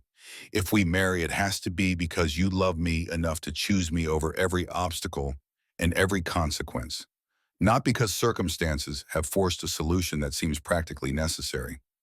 Nathaniel pulled her down to meet his kiss, pouring into the contact everything he had failed to say in Denver and every day since. The kiss tasted of salt and desperation and the kind of hope that comes when people balanced on edges decide to either leap together or fall separately. When they finally broke apart, both breathing hard and clinging to each other like survivors of shipwrecks finding solid ground, Nathaniel spoke with absolute certainty. "I choose you, Grace Hartley, not because of the child, though I'm grateful beyond words for that gift. Not because Carrie and Ben need you, though they do desperately. I choose you because you brought life back to a place marked by death, because you saw me at my worst and still believed I could be better. I choose you because I love you, and I'm finally ready to fight for that love the way I should have done from the beginning." Grace searched his face, looking for doubt or reservation and finding only fierce determination mixed with love so naked it made her breath catch. "Then yes, I'll marry you and return to Cross Ridge and face whatever Judith or society throws at us. But I won't pretend the child is conceived innocently. I want her investigated, held accountable if our suspicions prove correct." Nathaniel nodded grimly, already planning the confrontations that would need to happen before Grace could safely return to a household where Judith still held power. "We'll handle Judith together. But first I need to tell you about Major Whitmore's investigation." Grace's expression shifted to apprehension at the Major's name. "What investigation?" Nathaniel helped her to her feet, keeping her hand clasped in his while he explained what he had learned from the Major's visit to Cross Ridge 2 weeks after the charity event. "Whitmore felt guilty about his role in your public humiliation. He conducted a thorough investigation into Elena's death, interviewing doctors and servants and reviewing medical records from her treatment for melancholy after Ben's birth." He paused, gathering strength to say aloud what he had been processing privately for weeks. "Elena had a history of depressive illness that predated our marriage. Her family concealed it because mental instability carried social stigma that could prevent advantageous matches. The isolation of Cross Ridge and the hormonal changes from pregnancy combined with pre-existing condition to create crisis her treatments couldn't manage." Grace's hand tightened on his, offering comfort for revelations that must have cost him deeply. "Major Whitmore concluded I bore no blame for her death beyond the universal guilt that comes from loving someone we cannot save from themselves. He apologized for doubting me and for participating in the events that drove you away." The information settled between them, recontextualizing Nathaniel's grief and Grace's understanding of the household she had briefly been part of. I'm sorry you carried that guilt alone for so long, believing yourself responsible for tragedy that had roots far deeper than any single person's actions. Nathaniel pulled her close, breathing in the scent of her hair and feeling the small swell of her belly pressed against him where their child grew despite impossible circumstances. I'm done carrying burdens alone. From now on, we face everything together. They stood in the darkening courtyard making plans and promises. Two people who had found each other against odds that should have kept them separate, choosing to build future from the wreckage of separate pasts that had brought them to this moment of decision. Tomorrow they would begin the journey back to Cross Ridge. Tomorrow they would confront Judith and demand answers about the night that had resulted in Grace's pregnancy. Tomorrow they would tell Carrie and Ben that Mama Grace was returning permanently, bringing with her a baby who would be their sibling and evidence that life could surprise you with gifts even in the midst of grief. But tonight they simply held each other while stars emerged overhead and the orphan children settled into sleep behind walls that had temporarily sheltered Grace, but could no longer contain the expanding future she was choosing with Nathaniel, despite every practical reason to protect herself through continued separation. Love was not practical. Grace understood that now in ways she had not grasped when she first arrived at Cross Ridge, seeking purpose and finding something far more complicated and precious. Love was risk and vulnerability, and choosing to stay present even when staying meant facing pain alongside joy. Love was Nathaniel riding 2 days to find her and Grace saying yes, despite legitimate fears about what returning might cost. They would face those costs together. And if that meant confronting Judith and weathering more scandal and building family from components that did not fit traditional templates, then they would do so with the stubborn determination of people who had already survived worse and discovered that survival mattered less than what you chose to survive for. Grace felt the child move in her womb, a flutter that was becoming more distinct each day as the pregnancy progressed. She placed Nathaniel's hand over the spot, wanting him to feel the life they had created, even if creation had come through violation rather than choice. There, did you feel that? His face transformed with wonder, and for the first time since Elena's death, Grace saw Nathaniel Cross smile with unguarded joy. I felt it, our child already making its presence known. Grace leaned against him, exhaustion suddenly overwhelming as adrenaline drained away and left her boneless with relief and the tentative hope that maybe, just maybe, they could navigate the challenges ahead and build something worthy of the love that had survived testing and emerged stronger for having been broken and reformed. But even as they held each other in the gathering darkness, neither yet knew about the storm approaching from Cross Ridge, where Carrie Cross had made a decision that would force events to accelerate beyond anyone's capacity to control their trajectory. The return journey to Cross Ridge took 3 days instead of the usual 2, Nathaniel unwilling to push Grace in her condition despite her insistence that she could manage the pace. They stopped frequently, and he watched her with the careful attention of someone who had already lost too much and would not risk further tragedy through impatience or neglect. She found his protectiveness both touching and occasionally frustrating, but mostly she was grateful to have someone who cared enough to worry about her welfare after months of navigating pregnancy's challenges alone. They had married in Pine Creek before departing, a brief ceremony performed by Reverend Fletcher, who had accepted the change in circumstances with grace that spoke to genuine character rather than wounded pride. He had blessed their union with words about second chances and the mysterious ways Providence worked to bring people together despite obstacles that seemed insurmountable.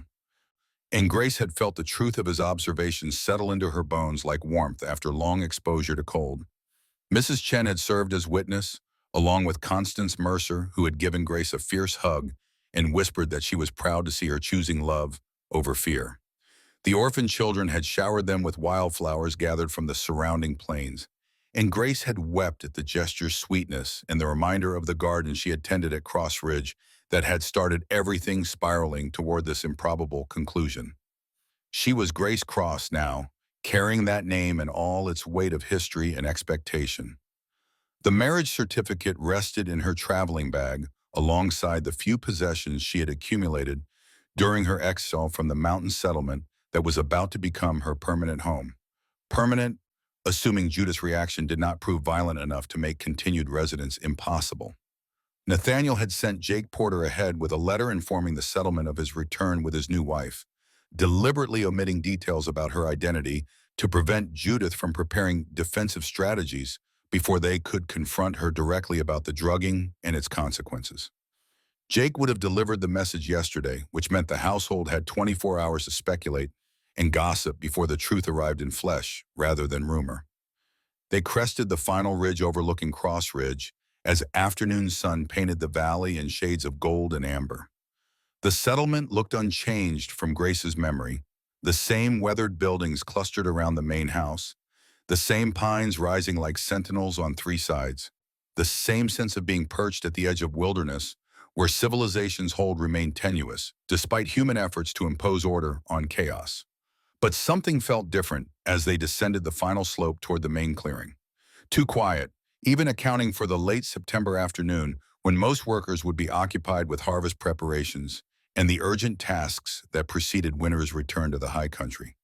Jake Porter met them at the settlement entrance, his weathered face carrying an expression Grace had not seen before, something between relief and alarm that made her stomach clench with apprehension.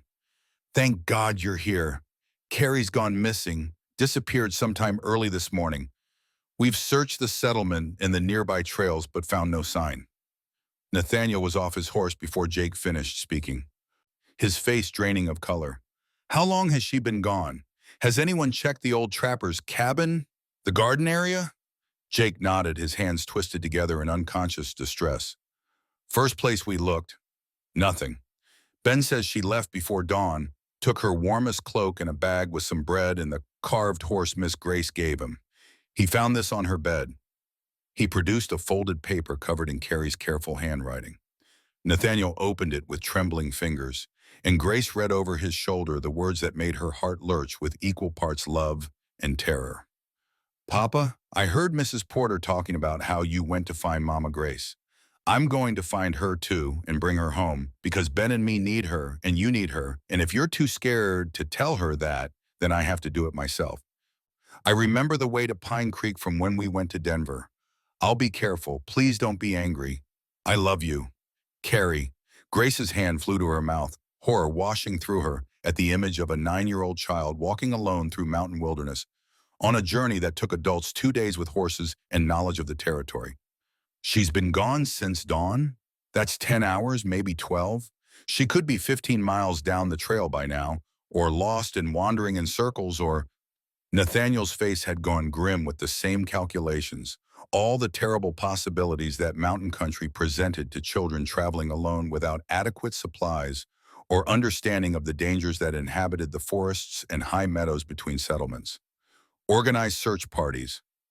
Send riders down the main trail and teams to check the side paths where a child might wander if she lost her way.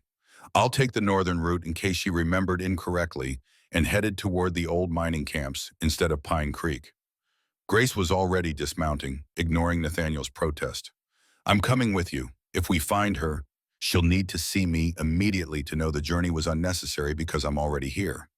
They wasted no time arguing, both understanding that every minute spent in debate was a minute Carrie remained lost and potentially in danger from exposure or the early season storms that could blow in without warning and drop temperatures to levels that killed unprepared travelers. The search consumed the remainder of daylight and stretched into evening as teams fanned out across the mountainside calling Carrie's name into forests that swallowed sound and returned only silence. Grace rode beside Nathaniel along the main trail to Pine Creek, scanning the undergrowth for any sign of a small figure in a dark cloak, any evidence that Carrie had passed this way.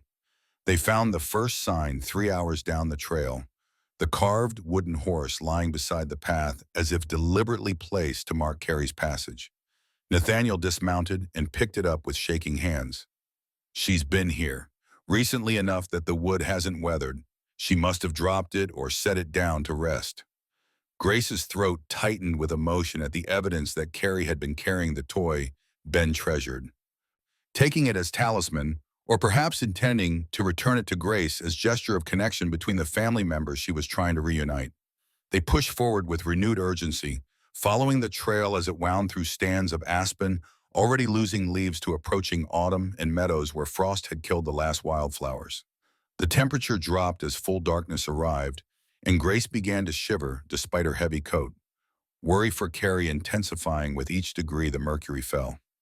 Near midnight they heard it, a small sound that might have been wind in the branches or might have been a child's voice carried on air currents.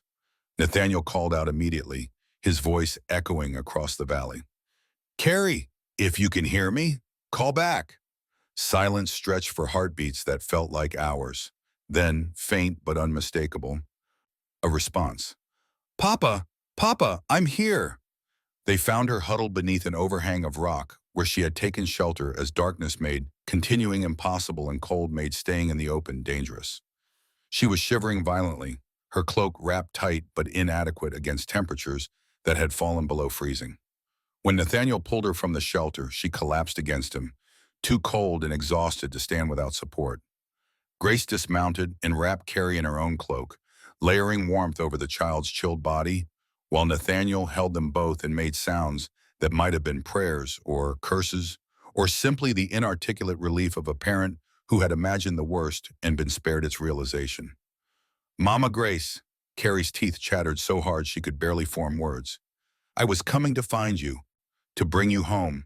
Papa needs you, and Ben needs you, and I need you, and you can't stay away because we're a family." Grace pressed her face against Carrie's cold hair, her own tears freezing on her cheeks in the bitter air. "I'm here, sweetheart. I'm not going away again. I married your papa, and we're all going to be together from now on." Carrie pulled back just enough to see Grace's face in the moonlight that had broken through clouds, her eyes wide despite exhaustion. "You married Papa? You're really our mama now, not just Mama Grace who might leave?" Nathaniel gathered them both close, his voice rough with emotion. "She's really your mama now, and we're going to have a baby too, which means you'll be a big sister." The information should probably have waited for warmth and safety, but Grace understood Nathaniel's need to cement their new reality with declarations that left no room for doubt or future separation. Carrie's face transformed despite the cold, joy breaking through the exhaustion like sun through storm clouds. "A baby. I'm going to have a real baby brother or sister?" Grace nodded, guiding Carrie's small hand to rest on the swell of her belly where the child could feel the evidence of the pregnancy. "Due in February, just in time for you to help teach the baby all about Cross Ridge and mountain living." They wrapped Carrie in every available layer of clothing and began the journey back to the settlement, Nathaniel carrying his daughter before him on the horse, while Grace followed close behind. The child fell asleep almost immediately, her body's desperate need for rest overwhelming the excitement of reunion and revelations. They reached Cross Ridge near dawn, the settlement beginning to stir as search parties returned with relief at news that Carrie had been found safe. Mrs. Porter had prepared hot water and warm blankets, and they settled Carrie in her bed with heated stones wrapped in cloth to restore circulation to limbs that had grown dangerously cold during her night exposed to mountain weather. Dr. Matthews arrived from Pine Creek, where Jake had summoned him the previous afternoon when Carrie's disappearance became known. He examined the child thoroughly, pronouncing her suffering from exhaustion and mild exposure, but likely to recover fully with rest and warmth in the attentive care already being provided. "She's a determined one, making that journey alone. Foolish, certainly, but the kind of foolishness that speaks to deep love and fierce loyalty. Those are qualities worth preserving, even as we teach her safer ways to express them." Grace sat beside Carrie's bed through the morning, watching the child sleep and processing the enormity of what had nearly happened. If they had not found her, if the temperatures had dropped lower, if she had fallen or become truly lost instead of finding shelter and waiting for rescue. The possibilities churned through Grace's mind like debris in floodwaters, each one carrying the weight of tragedy narrowly avoided. Judith appeared in the doorway as morning light strengthened, her face carefully composed, but eyes betraying emotions Grace could not quite parse. Anger, certainly, at the disruption of her carefully maintained household order. But beneath that, something else. Fear, perhaps, or the calculation of someone recognizing that power structures were shifting in ways she could no longer control. "I see you've returned, Miss Hartley. How enterprising of you to worm your way back into this household through Mr. Cross's temporary weakness and his daughter's ill-advised adventure." Nathaniel rose from where he had been sitting on Carrie's other side, his expression hardening into something Grace had not seen before. Absolute fury barely contained by the thinnest veneer of civilized behavior. "It's Mrs. Cross now, Judith. Grace and I were married in Pine Creek before returning. She is my wife and the children's stepmother, and you will address her with the respect those positions command." Judith's face went through several expressions in rapid succession before settling into the cold mask that characterized her most dangerous moods. "How convenient. Barely 2 months apart, and suddenly you have decided marriage to your former employee is appropriate, despite the scandal her background would bring to any respectable household." Grace stood, her own anger rising to meet Judith's, though she kept her voice level through sheer will. "The only scandal in this household is the one you created through drugging your brother-in-law and myself, arranging for us to be intimate while unconscious, and then using the resulting pregnancy as weapon to destroy my reputation and eliminate me as threat to your obsessive designs on Nathaniel." The accusation landed like artillery in the small room. Judith's face went white, then red, cycling through colors that suggested internal battle between denial and the terrible relief of having secrets finally exposed. "You have no proof of such monstrous allegations. The ravings of a desperate woman trying to explain away her own moral failures are hardly evidence of conspiracy." Nathaniel moved to stand beside Grace, presenting unified front against Judith's attempts to deflect through outrage. "We have the timeline that makes no sense otherwise. We have our mutual lack of memory of that night, despite both going to bed sober. We have your satisfied expression the following morning and your strategic deployment of Grace's private letter at the charity event. Perfect timing to maximize damage after you had already ensured her pregnancy would eventually become visible evidence of scandal." His voice dropped to something quiet and dangerous. "Most damning of all, we have Major Whitmore's investigation into the wine served that evening. He became suspicious after the charity event concluded and had the remaining bottles tested. The laboratory found traces of laudanum in concentrations sufficient to induce unconsciousness and memory loss in anyone who consumed even a single glass." Judith's expression shifted from outrage to something approaching panic as she understood the full scope of what Nathaniel had uncovered during the weeks since Grace's departure. "The Major is mistaken, or you're lying about his findings. I would never. Such an action would be monstrous beyond anything I could contemplate." Grace stepped forward, her voice steady despite the rage churning in her chest. "You loved Nathaniel and believed you deserved him more than Elena did, more than I did. You waited years for your chance, and when I appeared and threatened your carefully laid plans, you took action to ensure my removal. The pregnancy was supposed to be discovered later, after you had already driven me away, serving as final proof of my moral corruption and unsuitability for any position in a respectable household." She paused, letting the weight of understanding settle.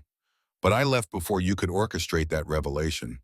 And in leaving, I took away your triumph, leaving you with nothing but the hollow victory of having destroyed what you could not possess."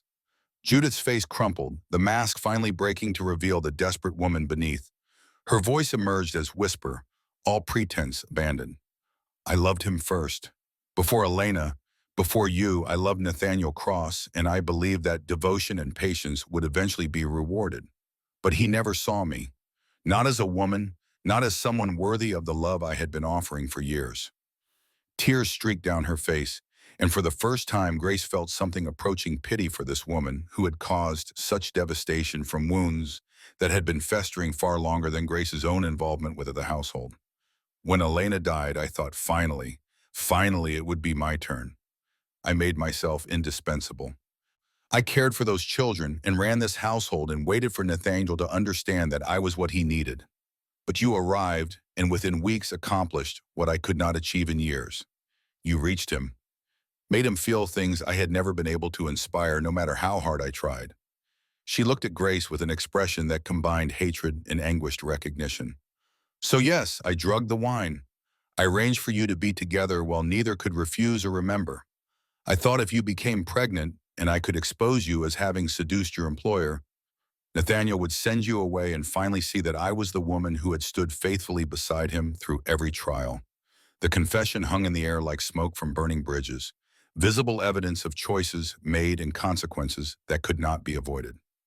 Nathaniel's hands clenched into fists at his sides, his voice vibrating with controlled fury.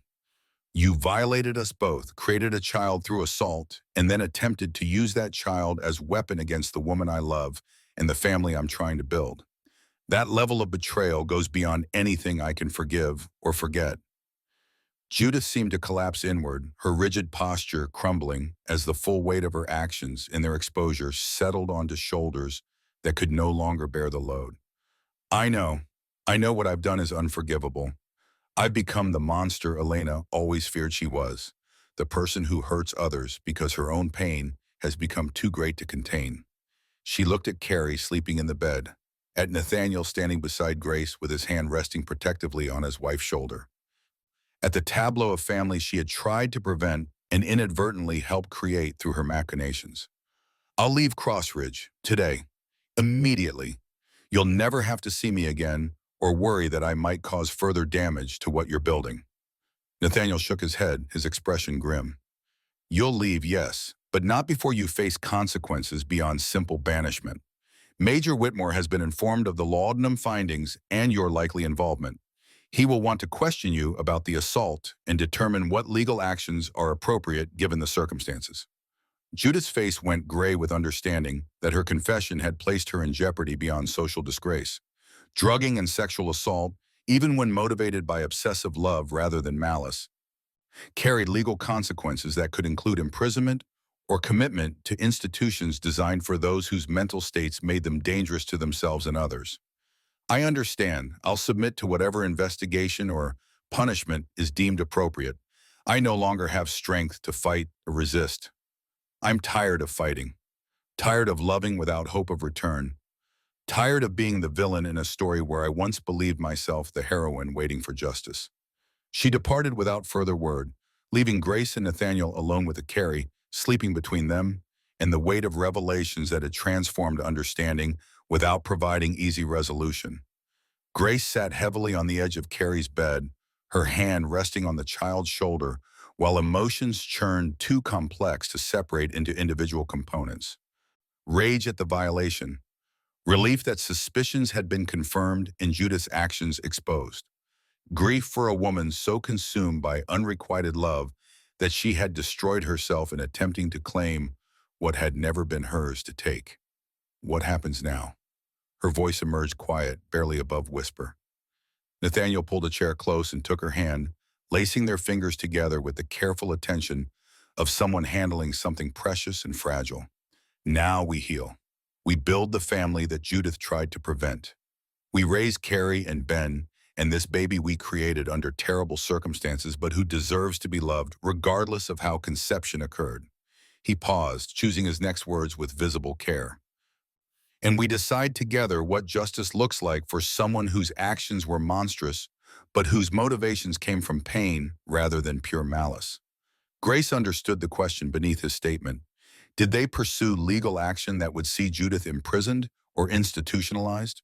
Or did they accept her exile and attempt to build future without dragging everyone through public trials that would expose intimate violations and cause further harm to children who had already endured more than their share of adult tragedy? I don't know. Part of me wants her punished for what she did, for the violation and the manipulation and the attempt to destroy our relationship before it could fully form. But another part recognizes that sending her to prison or asylum doesn't undo the harm and might actually perpetuate cycles of pain rather than breaking them. Nathaniel nodded slowly, his thumb tracing patterns on the back of her hand while he processed the same complex calculations. Major Whitmore suggested a middle path. Judith could be placed in a private sanitarium that treats melancholy and obsessive conditions, not as punishment, but as genuine attempt to address the underlying issues that drove her actions. She would be removed from Crossridge and prevented from causing further harm, but also given opportunity for healing rather than mere containment. The proposal had merit, offering consequences without pure retribution, acknowledgement of harm without pretending that vengeance would restore what had been taken. Grace found herself nodding agreement before she had fully processed all implications. That seems just, more just than she deserves, perhaps, But justice tempered with mercy and recognition that hurt people, and breaking cycles requires choosing differently than our worst impulses demand. They sat in silence, broken only by Carrie's steady breathing and the sounds of the settlement coming to life beyond the windows. The crisis had passed, Carrie found safe, Judith exposed. The terrible secrets that had poisoned Cross Ridge's atmosphere finally dragged into light where they could be examined and perhaps eventually moved beyond. But Grace understood, with the clarity that comes after surviving storms, that this was not conclusion, but rather inflection point. The real work of building family from damaged components and creating home from space marked by loss and violation lay ahead, stretching into futures none of them could yet fully envision. 2 weeks passed in careful adjustment to new configurations. Judith departed for the sanitarium in Denver under Major Whitmore's escort, her departure marked by neither ceremony nor much discussion beyond the practical arrangements. The household exhaled as she left, tension that had been constant presence for months finally releasing to allow space for different emotional weather. Carrie recovered from her adventure with the resilience of children who have not yet learned that some risks carry consequences too permanent to heal from.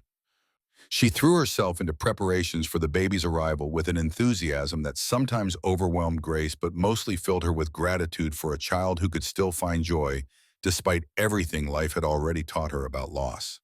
Ben emerged from his hiding places permanently, his laughter becoming frequent music in hallways that had known too much silence. He followed Grace through her daily activities, chattering about rocks and birds and all the wonders he was discovering now that fear no longer governed his movements through the world.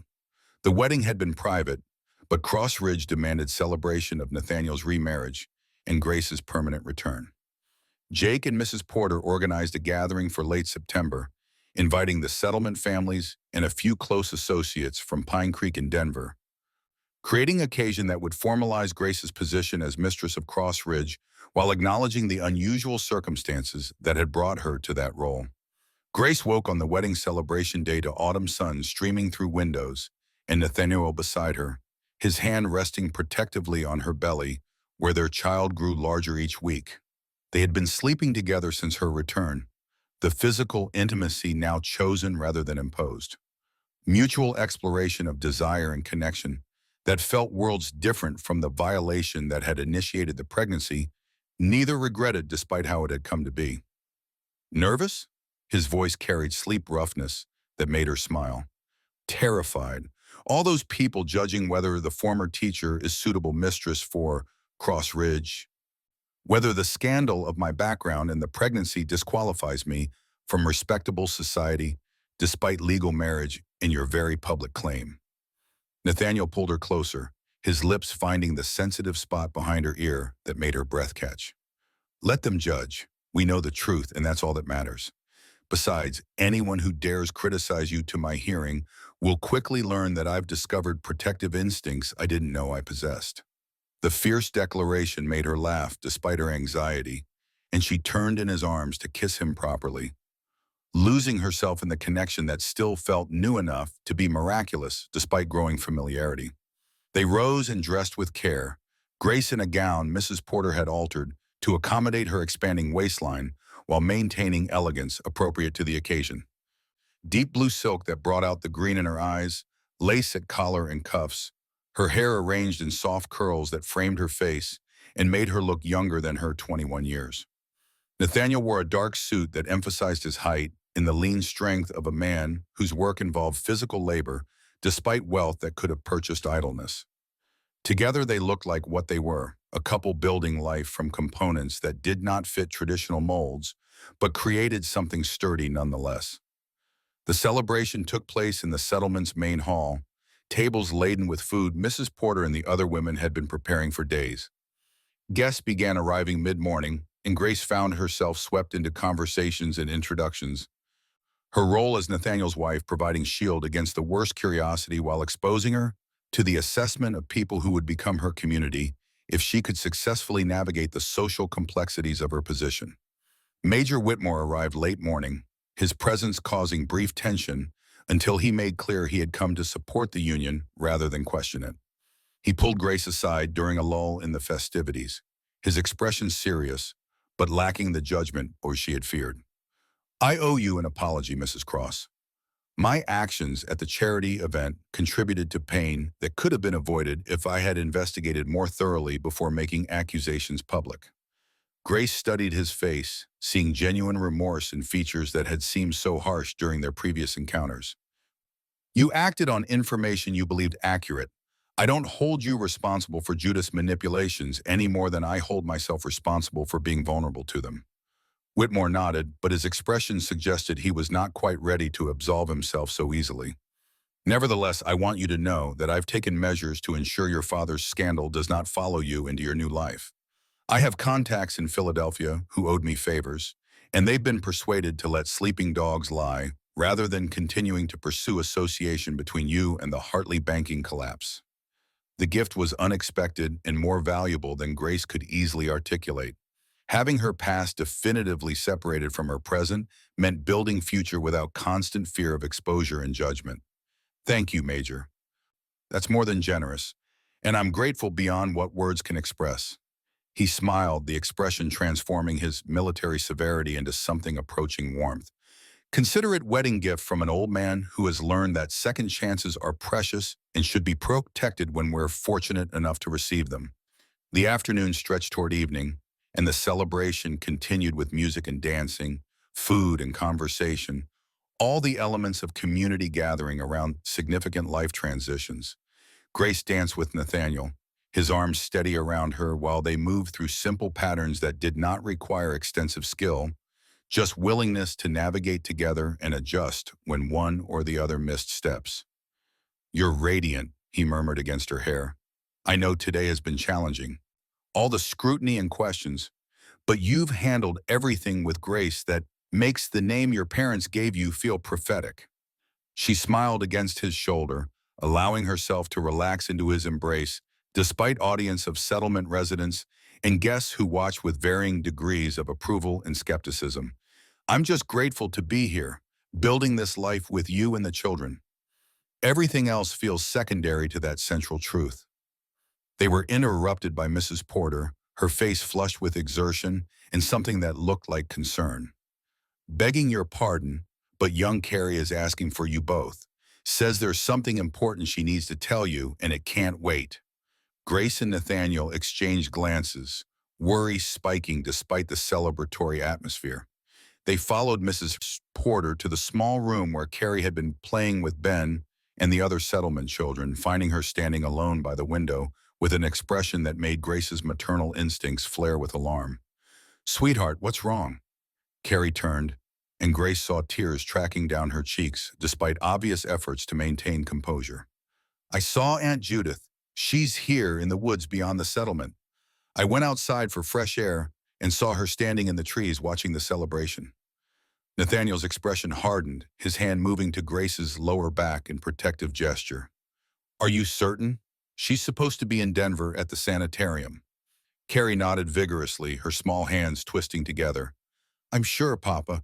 She was wearing her black dress and her hair was loose, which I've never seen before. She looked. The child paused, searching for words to capture what she had perceived. She looked broken, like Ben's toy soldier after he dropped it from the loft and it shattered on the floor. Grace's stomach clenched with foreboding that had nothing to do with pregnancy nausea. Judith here, watching the celebration of Grace's permanent integration into the family she had tried to prevent from forming, represented danger Grace could not quite articulate, but felt with bone-deep certainty. Stay here with Mrs. Porter. Don't go outside or let Ben leave your sight. Your papa and I will find Judith and determine what she's doing here. They left Carrie in the housekeeper's capable hands and made their way outside, the celebration continuing behind them, while they moved toward the tree line where Carrie had reported seeing Judith. The afternoon sun slanted through the pines, creating patterns of light and shadow that made distinguishing shapes difficult until they adjusted to the dimmer illumination beneath the forest canopy. They found Judith standing in the clearing where Grace's garden had been, where wildflowers had bloomed through summer and were now dying back into autumn dormancy. She wore her characteristic black dress, but in disarray Grace had never witnessed. Buttons misaligned and hem muddy, as if she had been walking rough trails without concern for appearance or propriety. Her hair hung loose around her shoulders, and her face carried the hollow-eyed look of someone who had not slept in days or perhaps weeks. In her hands, she held a bundle of dried wildflowers, their stems brown and brittle, petals long since fallen to leave only the skeletal remains of what had once been beautiful. Judith, Nathaniel's voice carried warning and concern in equal measure. You're supposed to be in Denver. What are you doing at Cross Ridge? She looked up as if surprised by their presence, despite having been standing in plain sight where anyone from the celebration might have seen her. Her smile was terrible, too wide and lacking any warmth or sanity. I came to see the wedding, to witness my final defeat and acknowledge that I've lost everything I spent years trying to claim. Her gaze shifted to Grace, and the hollow eyes filled with something that looked almost like regret. You won, Miss Hartley. Mrs. Cross, I should say. You took everything I wanted and made it yours through being what I could never manage to be, genuinely lovable rather than merely useful. Grace felt Nathaniel tense beside her, his body coiling with readiness to respond to whatever Judith might do next. But Grace stepped forward, her hand raised in gesture, meant to calm rather than threaten. This isn't about winning or losing, Judith. It's about people finding connection and building families from whatever materials life provides. You could have had that too if you had been willing to look beyond obsession with what you thought you deserved. Judith laughed, the sound carrying notes of hysteria that made Grace's skin prickle with alarm. Could I? Could I have found love with someone who actually wanted me rather than tolerated me as useful household adjunct? I tried, Miss Hart. Mrs.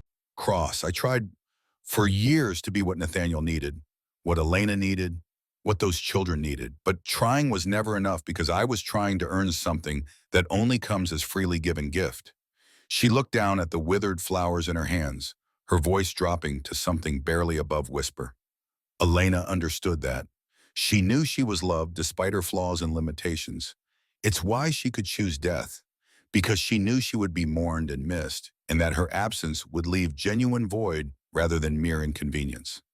The insight was too accurate to be comfortable, and Grace found herself revising her understanding of Judith from simple villain to someone who had understood far too much while lacking the emotional tools to process that understanding constructively. It's not too late to build different life, Judith. The sanitarium offers treatment that might help you find peace with yourself and maybe eventually connection with others built on healthier foundations. Judith's expression shifted through several emotions too quickly to identify individually, settling finally on something that looked almost like acceptance mixed with despair. It's far too late for me. I've burned every bridge and destroyed every possibility through actions I cannot undo and choices I cannot take back. But perhaps I can prevent further damage by removing the source of ongoing temptation and pain. She dropped the withered flowers and pulled from her dress pocket a small glass bottle that caught the light with ominous familiarity. Laudanum, the same drug she had used to violate Grace and Nathaniel, now cradled in her palm like solution to problems that had grown beyond her capacity to solve through any means except permanent exit. Nathaniel lunged forward, but Judith stepped back with surprising speed, her hand rising to her mouth with the bottle positioned to pour its contents down her throat before anyone could prevent the action. Don't do this, Judith. Whatever you've done, whatever pain you've caused or experienced, suicide is not the answer. Elena believed it was. And look at the devastation her choice created for everyone who loved her. Judith's hand trembled, the bottle wavering but not lowering. Perhaps that devastation was the point. Perhaps she wanted to punish those who had failed to save her from herself, to make certain her pain could not be forgotten or minimized into comfortable narratives about mental illness being no one's fault. Grace moved closer, her voice steady despite the fear churning in her chest. Or perhaps she was simply in too much pain to see alternatives, and she made a permanent decision based on temporary feelings that might have shifted if she had been able to hold on a little longer. Don't repeat her mistake, Judith. Choose differently than she did. For a suspended moment, it could have gone either way. Judith stood frozen with the bottle raised, in death a simple swallow away from ending pain that had become too large to contain in the fragile vessel of a human soul pushed beyond its breaking point. Then from the settlement came the sound of children's laughter. Carrie's voice rising above the others in joy that pierced the clearing's tension like arrow through paper.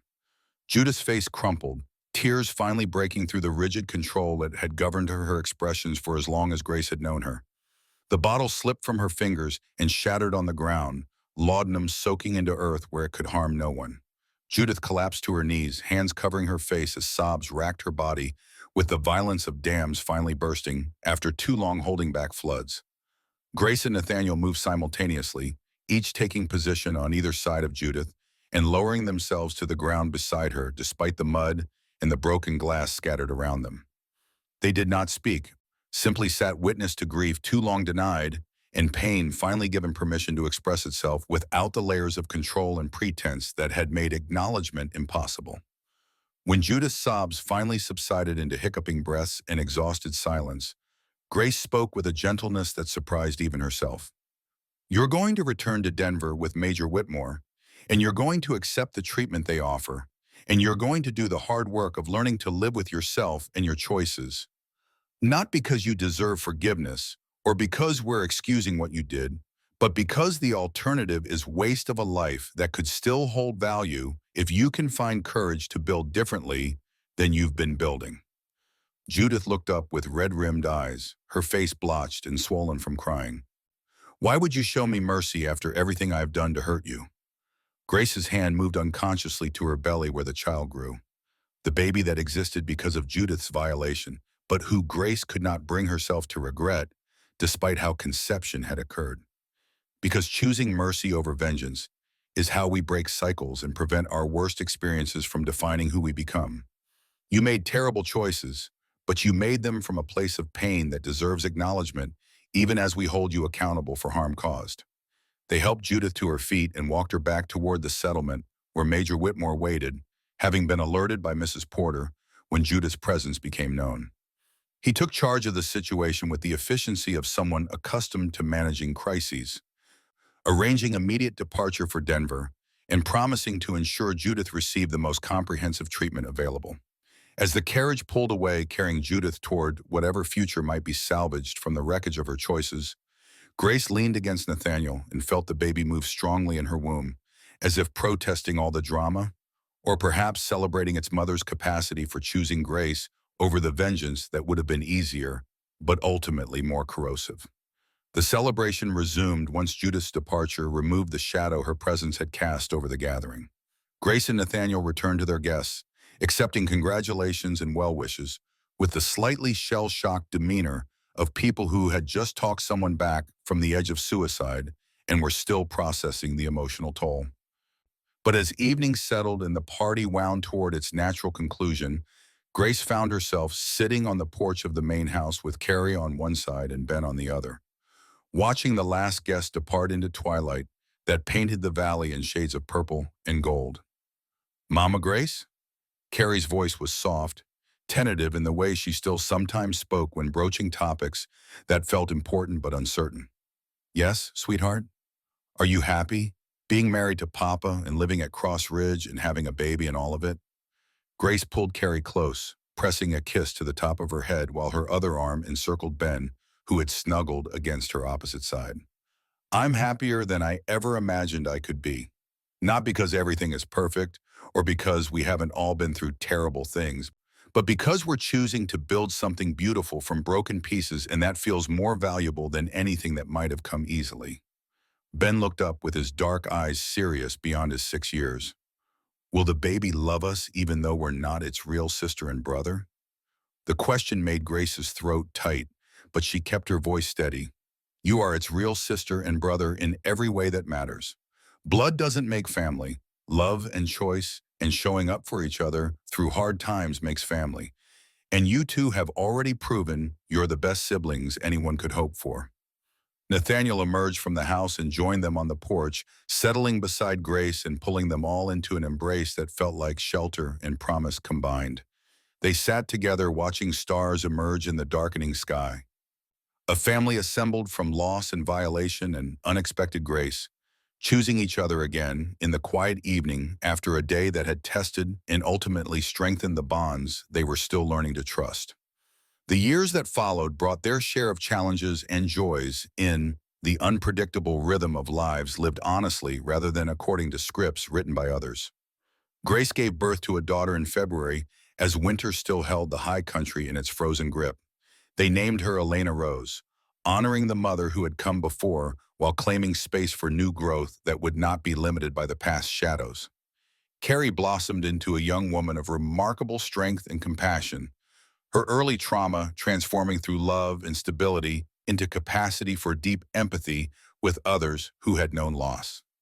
She pursued medical training, becoming one of the first women physicians in Colorado Territory and specializing in treating melancholy and other conditions that had claimed her mother and nearly destroyed her aunt. Ben discovered a gift for words, his childhood love of stories developing into genuine literary talent. He wrote novels set in mountain territories that captured both the beauty and brutality of frontier life. His work praised for its psychological depth and refusal to romanticize hardship, while still finding grace and notes of hope and human connection amid difficulty.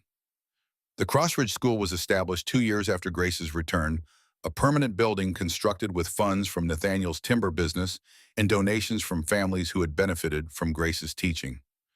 She ran the school for 20 years before passing its leadership to the next generation, her influence shaping hundreds of children who learned that education could be joyful and that teachers could be trusted not to abandon them when circumstances became challenging. Judith remained at the Denver Sanitarium for 3 years before the doctors deemed her stable enough for supervised independence. She moved to a small town in Wyoming where her history was unknown, found work as seamstress, and built a quiet life that would never include the grand romance she had once believed herself entitled to, but offered instead the harder-won satisfaction of learning to live with herself and the choices that had nearly destroyed her. 9 years after Grace's return to Cross Ridge, on a September afternoon when autumn sun painted the mountains in shades of amber and gold, the Cross family gathered in the garden Grace had restored and tended through every season since. The wildflowers bloomed in riotous profusion. Generations of plants descended from the seeds she had first scattered in hope and faith that dead ground could support life again. Elena Rose, now 7 years old and as fierce as her namesake, but tempered with her mother's gentleness, ran through the flowers with the abandon of a child who had never known want or instability.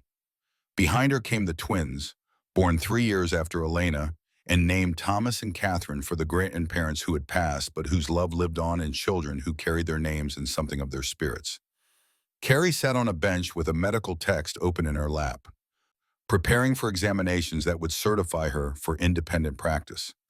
Ben perched in the apple tree Nathaniel had planted the year of his marriage to Grace, notebook balanced on his knee while he captured in words the scene unfolding around him. Grace worked in the garden alongside Nathaniel, their movements coordinated from years of partnership in this space and in the larger work of building family and community from intentions rather than accidents. Her hair showed threads of silver now, and lines had appeared at the corners of her eyes from squinting into mountain sun and smiling at children, and life lived fully rather than merely survived.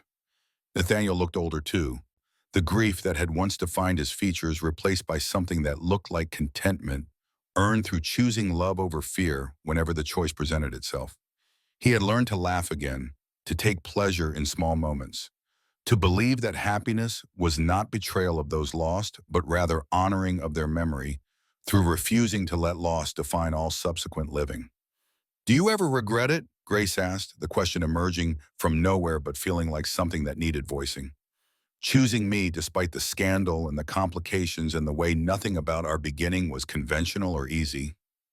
Nathaniel set down the shovel he had been using to prepare beds for winter planting and pulled her close, his hands settling at her waist with the familiarity of long practice. "I regret every moment I wasted being afraid instead of choosing you immediately. I regret failing to defend you in Denver and letting you leave believing I valued propriety over love. But I don't regret a single moment since you agreed to give me another chance to be the man you deserved." He kissed her then, long and deep in full view of the children who made exaggerated gagging sounds, but smiled while they did it because they had grown up knowing love could look like this. Imperfect and hard-won, but genuine in its commitment to showing up and choosing each other through whatever came. When they finally broke apart, Grace rested her head against Nathaniel's shoulder and surveyed the garden that had started everything. The flowers that had taught her that dead things could bloom again if someone cared enough to tend them through their dormancy. I want to tell you something I learned through all of this. Something I hope the children understand too as they build their own lives. Nathaniel's arms tightened around her, his voice rumbling through his chest where her ear rested. "What's that?"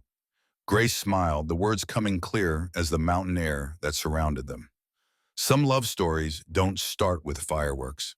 They start with wildflowers in winter and patience to wait for spring. They start with choosing to care for dead gardens, believing that beneath the surface, life is waiting for the right conditions to emerge. They start with being brave enough to say yes when every practical consideration suggests no, and then being brave enough every day afterward to keep saying yes, despite new difficulties that make the first choice look easy in retrospect. She pulled back to look at his face, wanting him to see her certainty. "That's the kind of love that lasts, Nathaniel. Not the easy kind that comes from perfect circumstances and requires no effort to maintain, but the kind built from choosing each other repeatedly, from tending gardens through every season and trusting that beauty will return even when winter makes such faith seem foolish." Nathaniel's eyes held the shimmer of tears he no longer tried to hide, his voice thick with emotion when he responded. "I choose you, Grace Cross, today and every day forward until I have no more days left to make the choice. You are my wildflower that bloomed in winter, the life that returned to dead ground, the proof that second chances are real if we're brave enough to reach for them." Elena Rose came running back from her exploration of the garden's far corners, her hands full of late-blooming asters and her face bright with discovery. "Mama, Papa, look! I found flowers that are purple and gold at the same time. Can we plant more of these so the whole garden turns these colors?" Grace crouched to admire her daughter's treasures, her heart full with the simple perfection of the moment. A child discovering beauty, a husband who had learned to choose love over fear, older children building lives that would honor the struggles that had brought the family to this point while not being limited by those struggles. This was what she had been seeking without knowing it when she fled Philadelphia's scandal and accepted the teaching position at Cross Ridge. Not escape from difficulty, but rather the opportunity to build something that mattered from whatever materials life provided, however broken or unconventional those materials might be. "We can plant as many as you like, sweetheart. Gardens should be filled with the colors and flowers that bring joy to the people who tend them."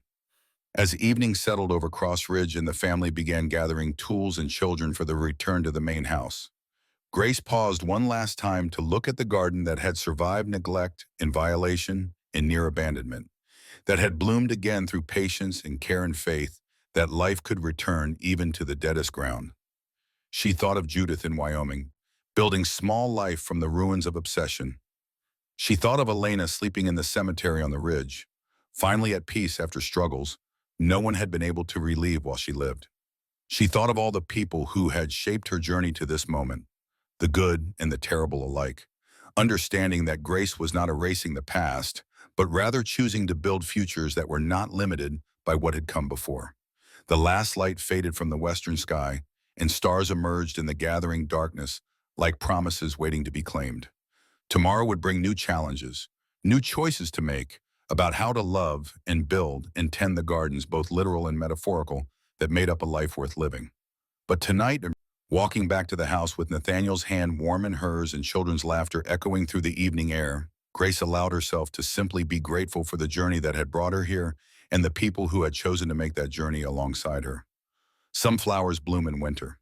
Some love stories start in grief and scandal, in circumstances that should prevent their flourishing.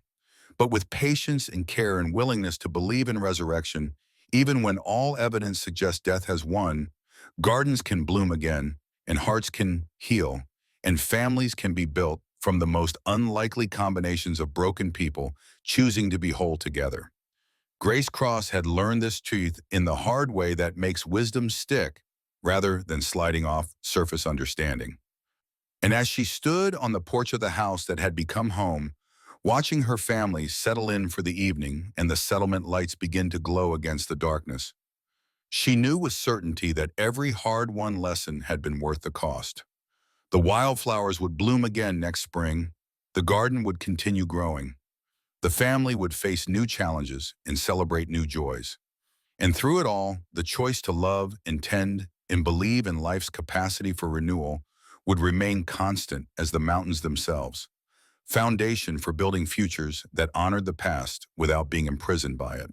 This was grace, not the absence of difficulty, but the presence of love strong enough to transmute suffering into growth, loss into connection, winter into the promise of spring, always waiting just beyond the frozen ground.